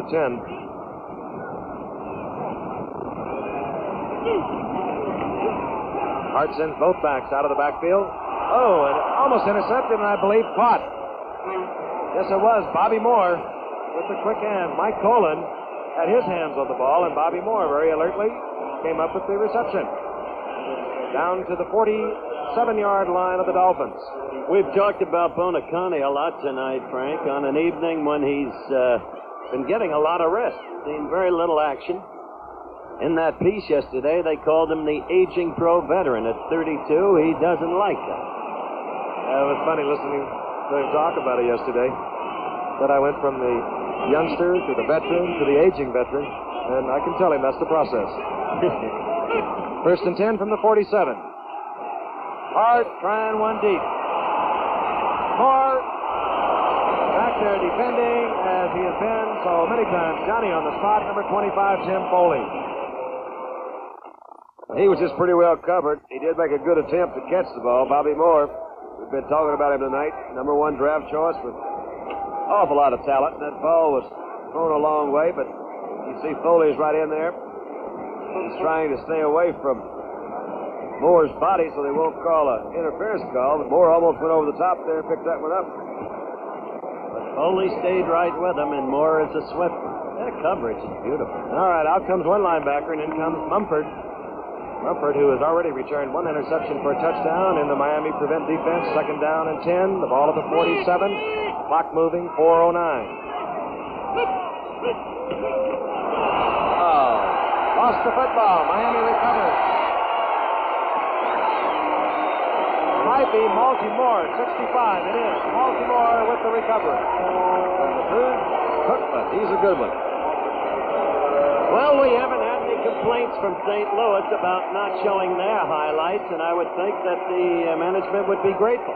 Howard, you stop trying to make friends out in St. Louis. I think the people in St. Louis are exceptionally good fans, as a matter of fact. They're disgruntled about that team. That's understandable, but they also understand the injuries that team has had. They'll be fair to Holloway. 3:43, clock moving. New quarterback is in the game, and this is Jim Delgado.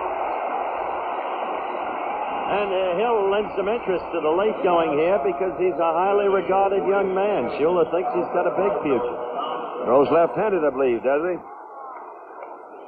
That he does. Also in there is Hubert Ginn. He had 4 out of 6 when he came in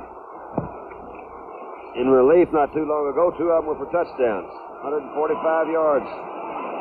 Did a taxi job all last year with Miami. Out of Tampa University.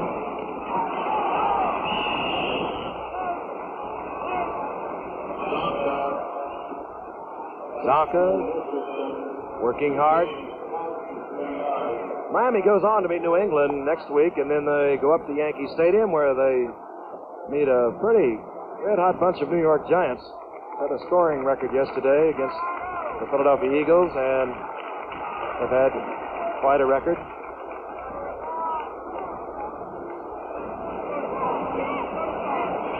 Been a long time since the Giant team got into the 60s. But that is a club scoring record. Okay, on the 3rd and short yardage, and look at the big man ball. Larry Zonka, what can you say? He just runs over people. Nothing subtle about him. Over the 100-yard mark for the day, Frank. 15 carries, 108 yards. This team will probably get to its 206-yard average per game on the ground before time runs out. And Zonka gets a standing ovation from 80,000 Dolphin fans. 2-minute warning. We'll be back in Miami after this. Florida's Everglades.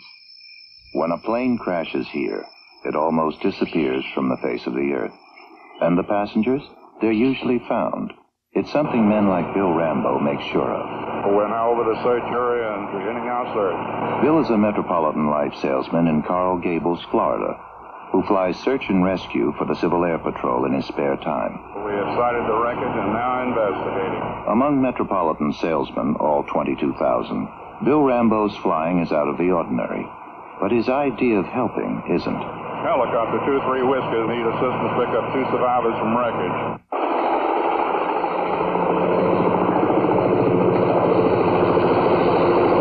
Helping others is what Metropolitan people do on their jobs, and what a lot of them also do on their own time.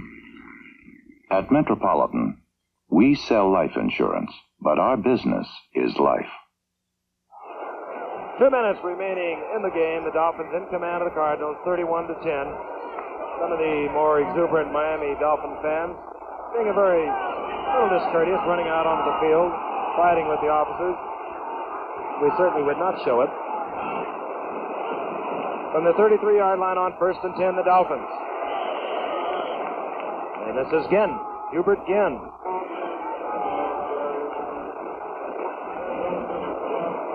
The old veteran. Not a bad night considering the nature of the circumstances. Jackie Smith is a pro, no question about it. Great competitor. Boy, he is. He couldn't care how far the Cardinals are down. He still gives it everything he's got. Okay, a 2nd down and 6 now. The ball resting at the 28-yard line of the Cardinals. Jim Delgazio. You can't throw him much better than that. Boy, he drilled that time. Oh, catch him much better. That Otto Stowe is some kind of receiver. Yeah, old Norm Thompson's going to remember this, but watch this kid right here. Sets real good, follows through, and watch that ball is right on target. Good move out there by Stowe. Clock stop, 1:16. Miami threatened again. They lead 31-10. They've never been in trouble, although at halftime, their lead was only 10-3. Came back. Mumford returned an interception, 28 yards. Burns scored for St. Louis. But the Dolphins in complete control. Oh, Hubert Ginn gets a little upset. There's a lot of weird people out here. Dandy's referring to the fact that still another fan has run out on the field, and there have been many of them. There. Actually, it's not seemly even to show it. Illegal procedure. Might only encourage that kind of behavior. Boy, look at that. Yeah, they piled it up this half, Frank. That's the whole story. Second straight year down here in the Orange Bowl, fellas. We've had the Dolphins, and they've poured it on. Last year, they proved their worth when they crushed the Bears 34-3. And now they're quite possibly on their way to making it 38 points for the evening against the Cardinals. They lead 31-10, a minute 14 to go. In the Dolphin huddle, the rookie from Tampa. Although he did taxi last year, he's rated as a rookie, Jim Delgazio.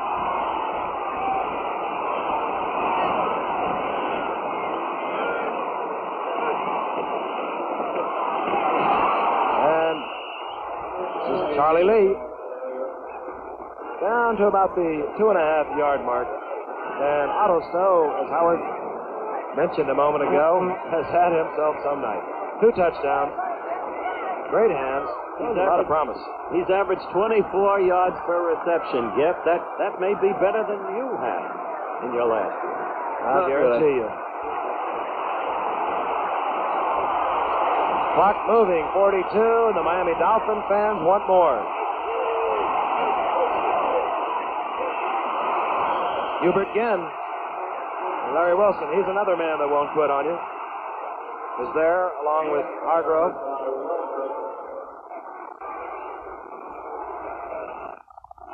This is some kind of a player. Third active interceptor in the National Football Conference. Has 49 career interceptions. The fans are booing. They want even more. But the Dolphins are going to let this clock run out. It's 5. It's 4. They're not seeking to pour it on any more than they have to. And that's how it's going to wind up. The Miami Dolphins winning their 11th straight game. 31-10 over the St. Louis Cardinals. And this is some kind of football team. We'll be back at the Orange Bowl right after this message. The Case of the Missing Diamond. Starring Ford Maverick. Well, if it isn't a Count. Nice car, yo. Maverick with the luxury decor option, huh? Vinyl roof, matching body molding, steel-belted radial tires. Looking for something, gentlemen? No, some lady just misplaced her diamonds, that's all. Diamonds? Individual reclining seats? Luxurious. Cut pile carpeting? Look, European-type armrests. Why Count? There's even carpeting in the utility tray. Gentlemen, if you're quite finished. Okay, where are they? My dear fellow, I haven't the foggiest. One of these days, Count. Nice color key wheel covers. Wheel covers? Hold it down. Maverick for $73. Available now with optional 250 automatic or 302 V8 engine. The executive producer of NFL Monday Night Football is Roone Arledge. Coverage of tonight's game was produced by Chet Forty and Dennis Lewin. Directed by Chet Forty and Joe Assetti. Our Associate Director, Jack Champ Gallivan. Technical Directors, Bill Morris and John Broderick. Next Monday night, NFL football travels to San Francisco, where the Los Angeles Rams meet the San Francisco 49ers at 9 Eastern Time here on ABC. Once again, the final score, Miami winning its 11th consecutive game, 31, St. Louis 10. This is Frank Gifford along with Howard Cosell and Don Meredith saying so long from the Orange Bowl in Miami, Florida. Air travel arranged through and a promotional fee paid by United Airlines, providing friendship service to 19 NFL teams.